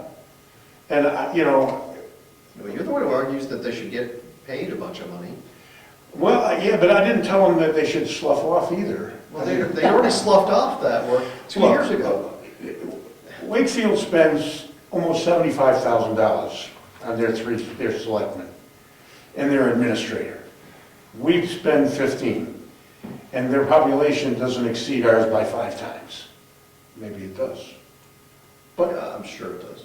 well, the balance is pretty appropriate then, when you think they got a $65,000 a year administrator, and then the selectmen get paid, what, each $2,000 or something like that? Couple of thousand. Yeah, well, how many of them are there? 3. 3. Okay, there's 6 of us, so 70,000. I mean, we're paying 15,000, and these guys are supposed to do all the work. I don't know what Jennifer, I don't know what she gets paid. What her salary is, what's her salary? I'm sure it's an hourly rate. It's right in there. What, 4,000. how much? 4,000. That's a budgeted amount. Okay, Yes, well, there's an hourly rate, right? Well, we're guessing that for the year Last year, before. in 2012, they spent $4,036, so I mean, it's That's my point. very close. So we're paying $19,000 for the executive branch of government in this town. And the legislative branch is spending, well, $6,000, $7,000, was it? And we don't have a judicial branch, so technically The speaking. legislative branch is the town meeting. We make the rules at the town Right, but meeting. we put it up before them. Yeah, So, we're the committee. yeah, okay, The legislative but all of that in the town, all that stuff in the town is basically costing this town $19,000, and our budget, which is $22,000, forget infrastructure costs, because those would happen no matter what if nobody lived in these buildings and they were just here for coffees and meetings. So we are spending under $25,000 a year to run this town, government-wise, salary-wise, except for employees such as Diana and Jimmy and Maryland. Mary Lou, you know. Well, I don't know what they cost because I don't know their salaries, but Well, we're blessed because this year the school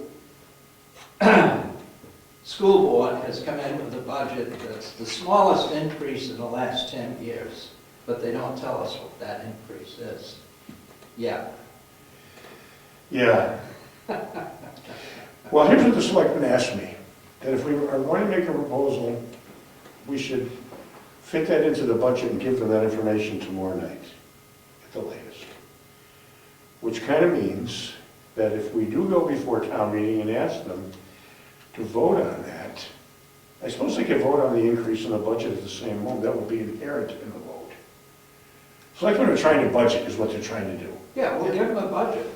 Well, but are we gonna figure in this, the, Well, I thought you said we'd go to town meeting and ask for the increase. Well, yeah. It's a line item, you can always ask for a line item and vote it. That could be included in the And budget. you can give them the heads up even that you're planning on it. Yeah. There it is. Or you can tell them tomorrow night when you're back in this room with them. So they don't have to watch this 4-hour meeting trying to find that one little gem. I'll put jump on. All right, we're gonna take it right to town meeting and we'll let them budget on the, I'm gonna tell them, figure $8,000. We spend less, no problem. You can always budget something and not use it. It's better than figuring less and having to spend But more. we do have to collect what is expected or budgeted. Well, you will after the town meeting. Well, the town meeting will be the vote whether George gets a raise or doesn't get a raise. If it's budgeted, it has to be collected through taxes, even if it's not spent, it can be But carried. the tax bills don't go out till June. That's Diana's. Well, you will change the budget if you go, you know, you will change it at town meeting, and that'll change the budget, and that's what the state uses to fix the next year's tax rate. But we've done that many times in the past. Oh, sure. Oh, I remember all kinds of votes on money at town meetings that altered the budget for the year. And this is a minor one, we're not gonna give them $100 raise, Right. that's for sure. Well, you never know. Well, if Andy Tapper comes, it could happen.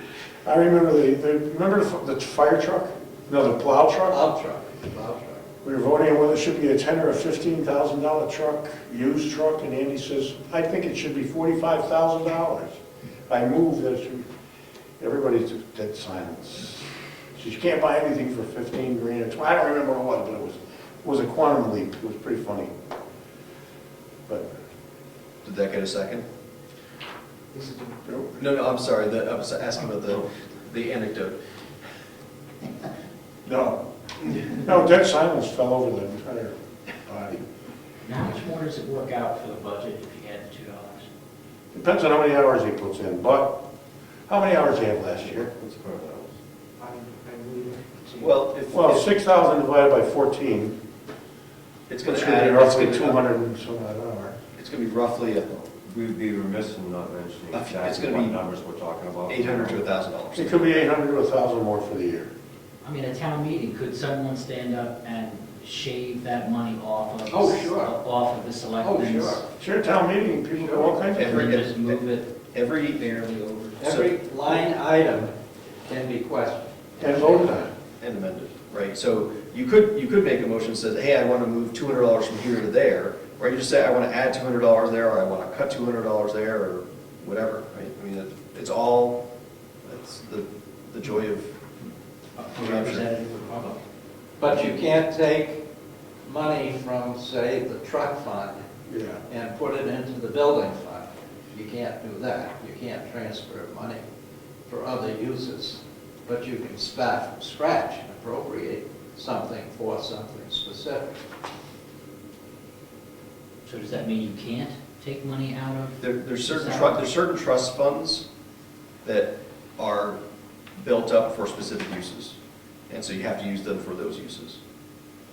But if you had something that you wanted to, something new to spend money on, because I know that's what you want to do, all you have to do is get the selectmen to put a line item in the budget with buck in it, and then at town meeting, you can make your case for saying, I think we should, allocate $200,000 in the budget to my new thing, right?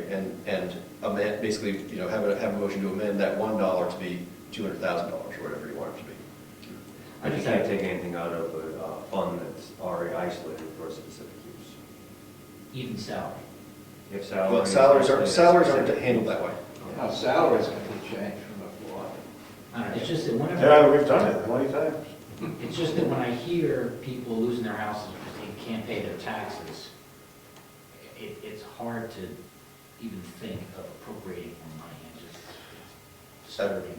Well, I agree with you in one way, in another way, I don't. Because what we're talking about is minuscule compared to that monstrosity on the hill in Wolfboro. And also. I'm sorry, I disagree with Ernie, and I disagree with all the people that think their kids should have this $40 million fantastic building go to school. I went in a pardon me, I went in a shoebox. And I was given Latin, Greek, all kinds of stuff by a bunch of nuns, and I didn't have any of that stuff. Nothing, zero, bottom of the barrel. And I got a better education than these kids are getting. That multi-million-dollar fiasco over there, as far as I'm concerned, is a fiasco by a bunch of misguided parents that think that their wonderful children should have this magnificent edifice that they can go to school in while their brains are getting turned into mashed potatoes. I'm sorry. And that's what we're spending ridiculous money on. It has nothing to do with George's salary, that's for darn sure. And I know I can say, as a taxpayer myself, I don't mind having to pay taxes as long as I know those taxes are spent wisely. And I think this is a well-deserved, well-earned, expenditure to keep a good guy that does a lot of work for this board. Gotta take care of him.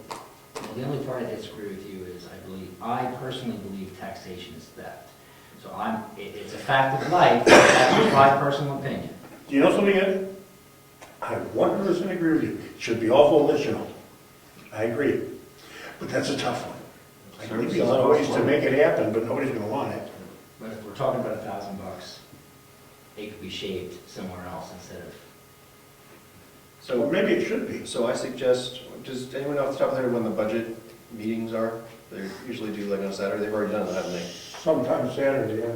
That's when they do. But, you can, nice thing about a small town is you can influence the budget. You're at all of them anyway. I'm all over the place. So you can, You filmed every budget meeting that I walked into. so rather than just filming them, look at the budget and find stuff to cut. You can participate.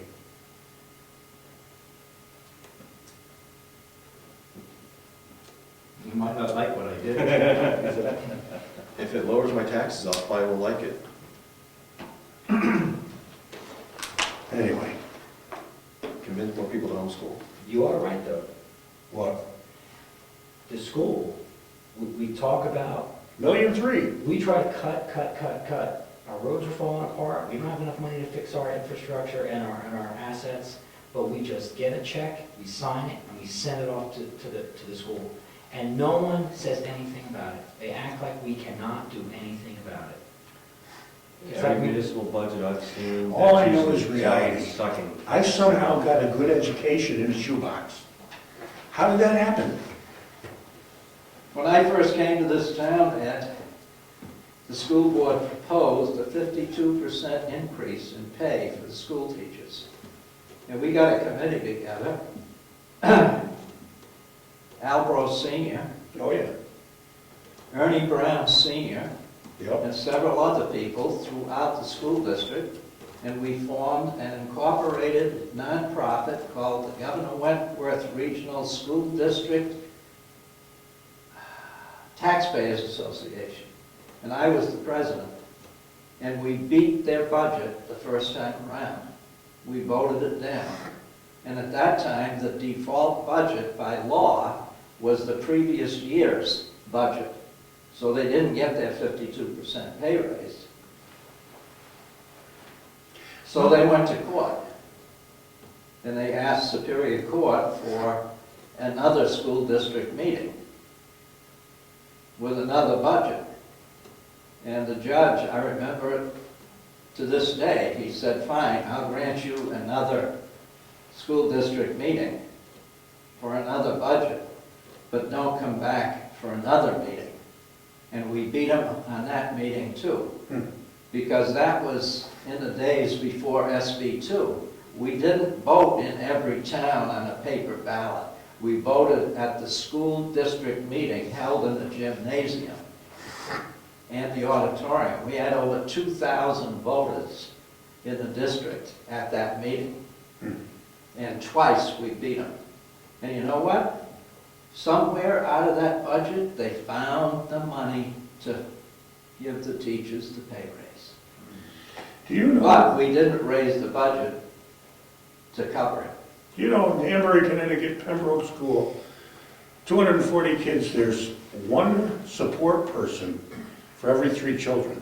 Either a school psychologist or an auxiliary assistant teacher or this or that. Their budget is unbelievable. Now, my sister-in-law was a teacher there, a speech therapist.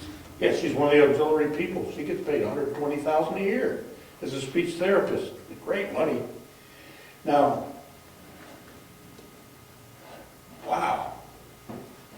How do you justify that when we are now 65th in the world education-wise? In 1952, we were number one. We're not spending enough. But we were, if you look at the other countries that are spending less than us per capita that are number 1 and 2 and 3 and 4, China, for instance, they're number 3, and they don't spend any money at all. They got kids doing kung fu for an hour and a half a day, and a bunch of dedicated teachers that aren't paid a small fortune to stand there with benefits till they die and leave the planet. Please. Well, my point is that there's nothing you can do about the school budget Nothing. unless you organize. But there is something you can do about it. And we did. We went to every town in the district and gave presentations. We got people organized. Are you But you can't keep that interest going. We had the interest for about 3 years, and then it all fell apart. That's the problem. That's the problem. They just wait you out. They have the machinery, Yep. they have the propaganda to feed to the kids. I had my life threatened by one of the husbands of one of the teachers, and I knew the guy. And he later became the superintendent of schools. Ridiculous. No, but I mean, this is, and the union, we beat the union to the point that the union took the president of the union out and shipped him to Connecticut. And they elected another teacher as the president. What I don't understand is how do those people that are part of the system think that this is going to stay viable for their progeny? You know? Gary, you keep saying that. They don't give a rip about the future. They care about now. They care about their current salaries. I guess so. That's what it's all about. I guess so. Are we going to go any further? No, We Oh, have to resolve the motion. no, we're not going to, we've already gone, we talked about, we're going to make a motion, I'm going to make a motion. We have a motion. Did you make a motion? You made a motion. No, did I? seconded No, I it. don't think so. You made a motion, I seconded You it. seconded. To give George a, To discuss the raise. we can either withdraw it or vote on it. It's your motion. I'm going to withdraw the motion and make a new one. I'm going to move that, I like that idea very much, Rob. It's been done before and it works very well. The townspeople are fair and just people. That we take that to the town meeting and move that we take a raise for the administrator, planning board administrator to town meeting as a article on the warrant.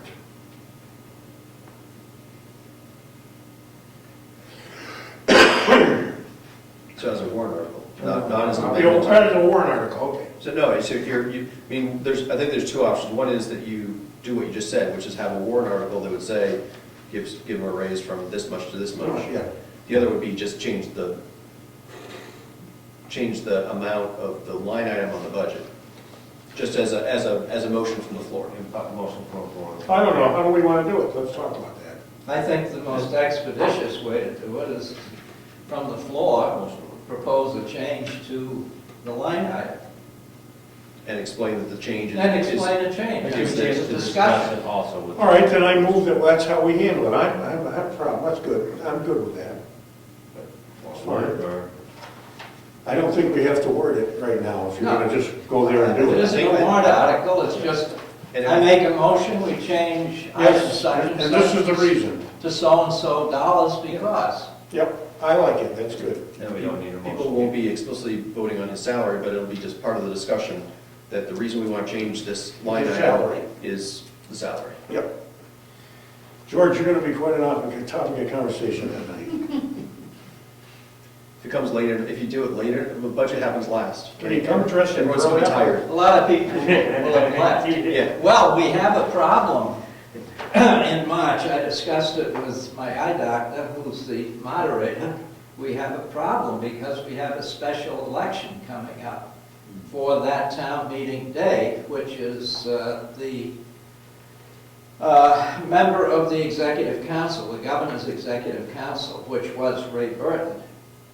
And now there's going to be a Democrat and a That's right. Republican running for that seat. And it is then termed a state election, and we have to keep the polls open until 7 o'clock. We usually close at 6 and have town meeting at 7. Well, if we have to keep the polls open until 7, town meeting will have to be at 7:30. at 8 o'clock, because it takes some time to Count the count all those ballots. ballots. It's just the one race that'll be on there? Yes. So that'll be pretty quick. Yeah, it's. Oh, no, it'll be all the town offices and everything else. Yeah, Oh, it's our normal. Yeah. Right. Yeah, the There'll be a polls will be special open. ballot, there'll be a town ballot, there'll be a Right. school ballot, and Yeah. there'll be a state ballot. There'll be 3 ballots. He says, what can I do? And I said, discuss it with the selectmen. They're the ones that convene the town meeting. And I talked to Bill Nelson, who's the chairman, and he said, well, we'll have to do it at 8 o'clock. all that means is less people will come. Or people will be leaving earlier because of babysitters and so Yeah. forth. I've had town meetings that ran till 11 o'clock. Some of them are whoppers. Yeah. We've had some good ones. Depends on how controversial. Especially when it was bond issues, and we had to vote on it Yeah. by secret ballot, and then count all those ballots, and everything stops while you're doing this. We did something by bond or it failed? Oh, it failed. They wanted to buy the Moose Mountain Mountain. Recreation Area. For the town, to make For the hiking trails. town. Yeah. Transportation, hiking trails, right? Yeah. From here to Middleton, yeah. To the middle of nowhere in Middleton. Well, the planning board is pretty far down on the budget, so it would be, pretty late in the meeting, I think. We all work for free too, you know. We're not Oh, asking you for, don't get the big bucks? we get a bottle of water for lucky. And we earn every bit of our salaries. Did we make a motion to adjourn? We're going to do that right now. We got a motion on the floor already. Yeah, we have a motion I move that we handle it in that On the fashion. floor. On the- Is that From the seconded? I second. Okay. All in favor? Aye. Aye. Opposed? Abstentions? Done. I now, We got member comments. member count, we've Sure, been Ed. doing that for the past 45 I've already minutes. given you mine. Does anybody else want to comment on this? How about you, Brian? We'll give you a moment shot because you're in uniform. No, I think I'm fine on the situation. Okay. I really don't have any comments right now. I hope you enjoyed our meeting. Anyway, Thank you. the meeting is We didn't adjourned. worry too much. We didn't I'm worry sure Ed too had much. comments. I just, You don't have any? well, I just wanted to make it clear. Go ahead. Shoot, I'm sorry. We're not adjourned. I'm withdrawing. Everybody's welcome to attend from time to time the Stratford Regional Planning Commission meetings. I'll ride with you. I'll ride with you. I was very enlightening that time we went. It was, and I got to talk to the 2 guys. Because the regional plan and what the SRPC is responsible for affects us. And if we do not affect the process, we're out of trouble. And we'll wind up with what we get handed anyway. Are you suggesting we should pay dues and get another road? No. I hate that. That's not gonna get us. Because the dues that are collected go to get more, they're used for grants, to get matching funds for more grants, to do exactly the same thing that we were discussing before. And I don't, I would wonder if other towns know that. I wonder if I went to a selectmen's meeting in Wolfboro and asked them, do you know how your membership dues for the Lakes Region Planning Commission are being used? Do you know that? I bet you they don't know. Probably not. But they'd probably be happy with that though. Right? Aren't they, Clay? Ignorance being bliss. Actually, I believe they got out of it. I believe they're no longer in Nicolay City. They did get out, from what I heard. For the record, ICLEI is the International Council on Local Environmental Initiatives. But they still did that big renovation downtown to make it more walkable. They put the housing in too, you know, Little, and they put the housing in, Well, half of them. off Bay Street, yeah. that was the workforce housing. Yeah, Yes. and Edie Demers got a national award for that, you know. I didn't know that. Well, it's interesting that from dues, they realized about 180,000. And then from that leaves 260,000 from the DOT, which is federal money. And that's out of the gas tax, which is boilerplate, but the gasoline tax should be used for highways.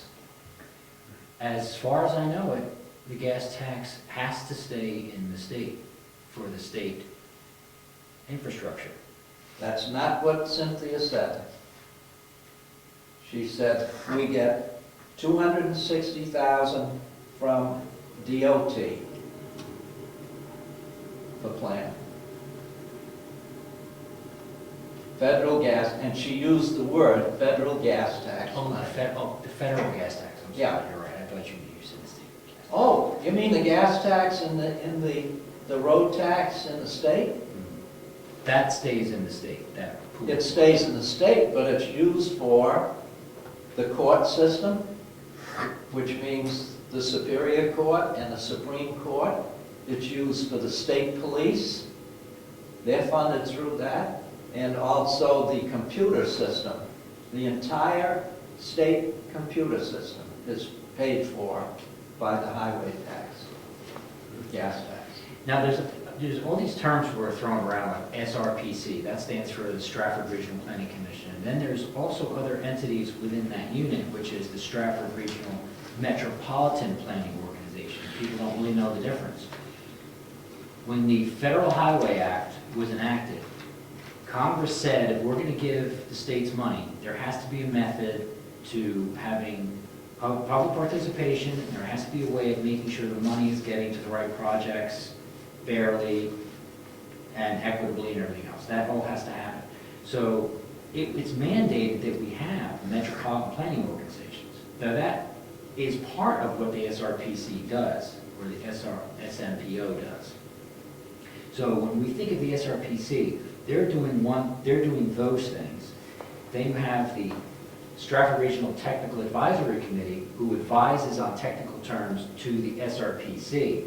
But that Metropolitan Planning Organization is something that the states really can't get out of. If you have a population over a certain amount, your town and city is put into an MPO, Metropolitan Planning Organization, and they're responsible for working with the Federal Highway Administration on transportation projects. That part of it is just different than the other part of it. Does that have an additional budget, or is that part of the same budget, same $750,000? I can't answer that question. You can't because you're afraid if you do. No, I get can't shot answer or- to that, I don't know. How do you keep track of all that stuff? I don't know, but I got 4 legal-sized pages here of just acronyms. Oh, try me out. HEAL, HEAL. Oh, healthy eating, active living. That Right. must be incorporated into our master plan, Right. by the way. That's healthy eating. The CLF. The Conservation Law Foundation, Good. I'm going to catch you up. who's here. used where if you attempt to circumvent any environmental laws, they're tasked to go after you. Here's one you're not going to get. DCR. DCR? Maybe you get me on that one. Department of Cultural Resources. I mean, yeah. Since we're on the topic of acronyms and describing them, what is HUD? I've HUD is- heard that being mentioned commonly. The United States Department of Housing and Urban Urban Development. Thank you. And there's a New Hampshire office called the New Hampshire HUD office too. Right. VMT. Vehicle miles traveled, Yeah.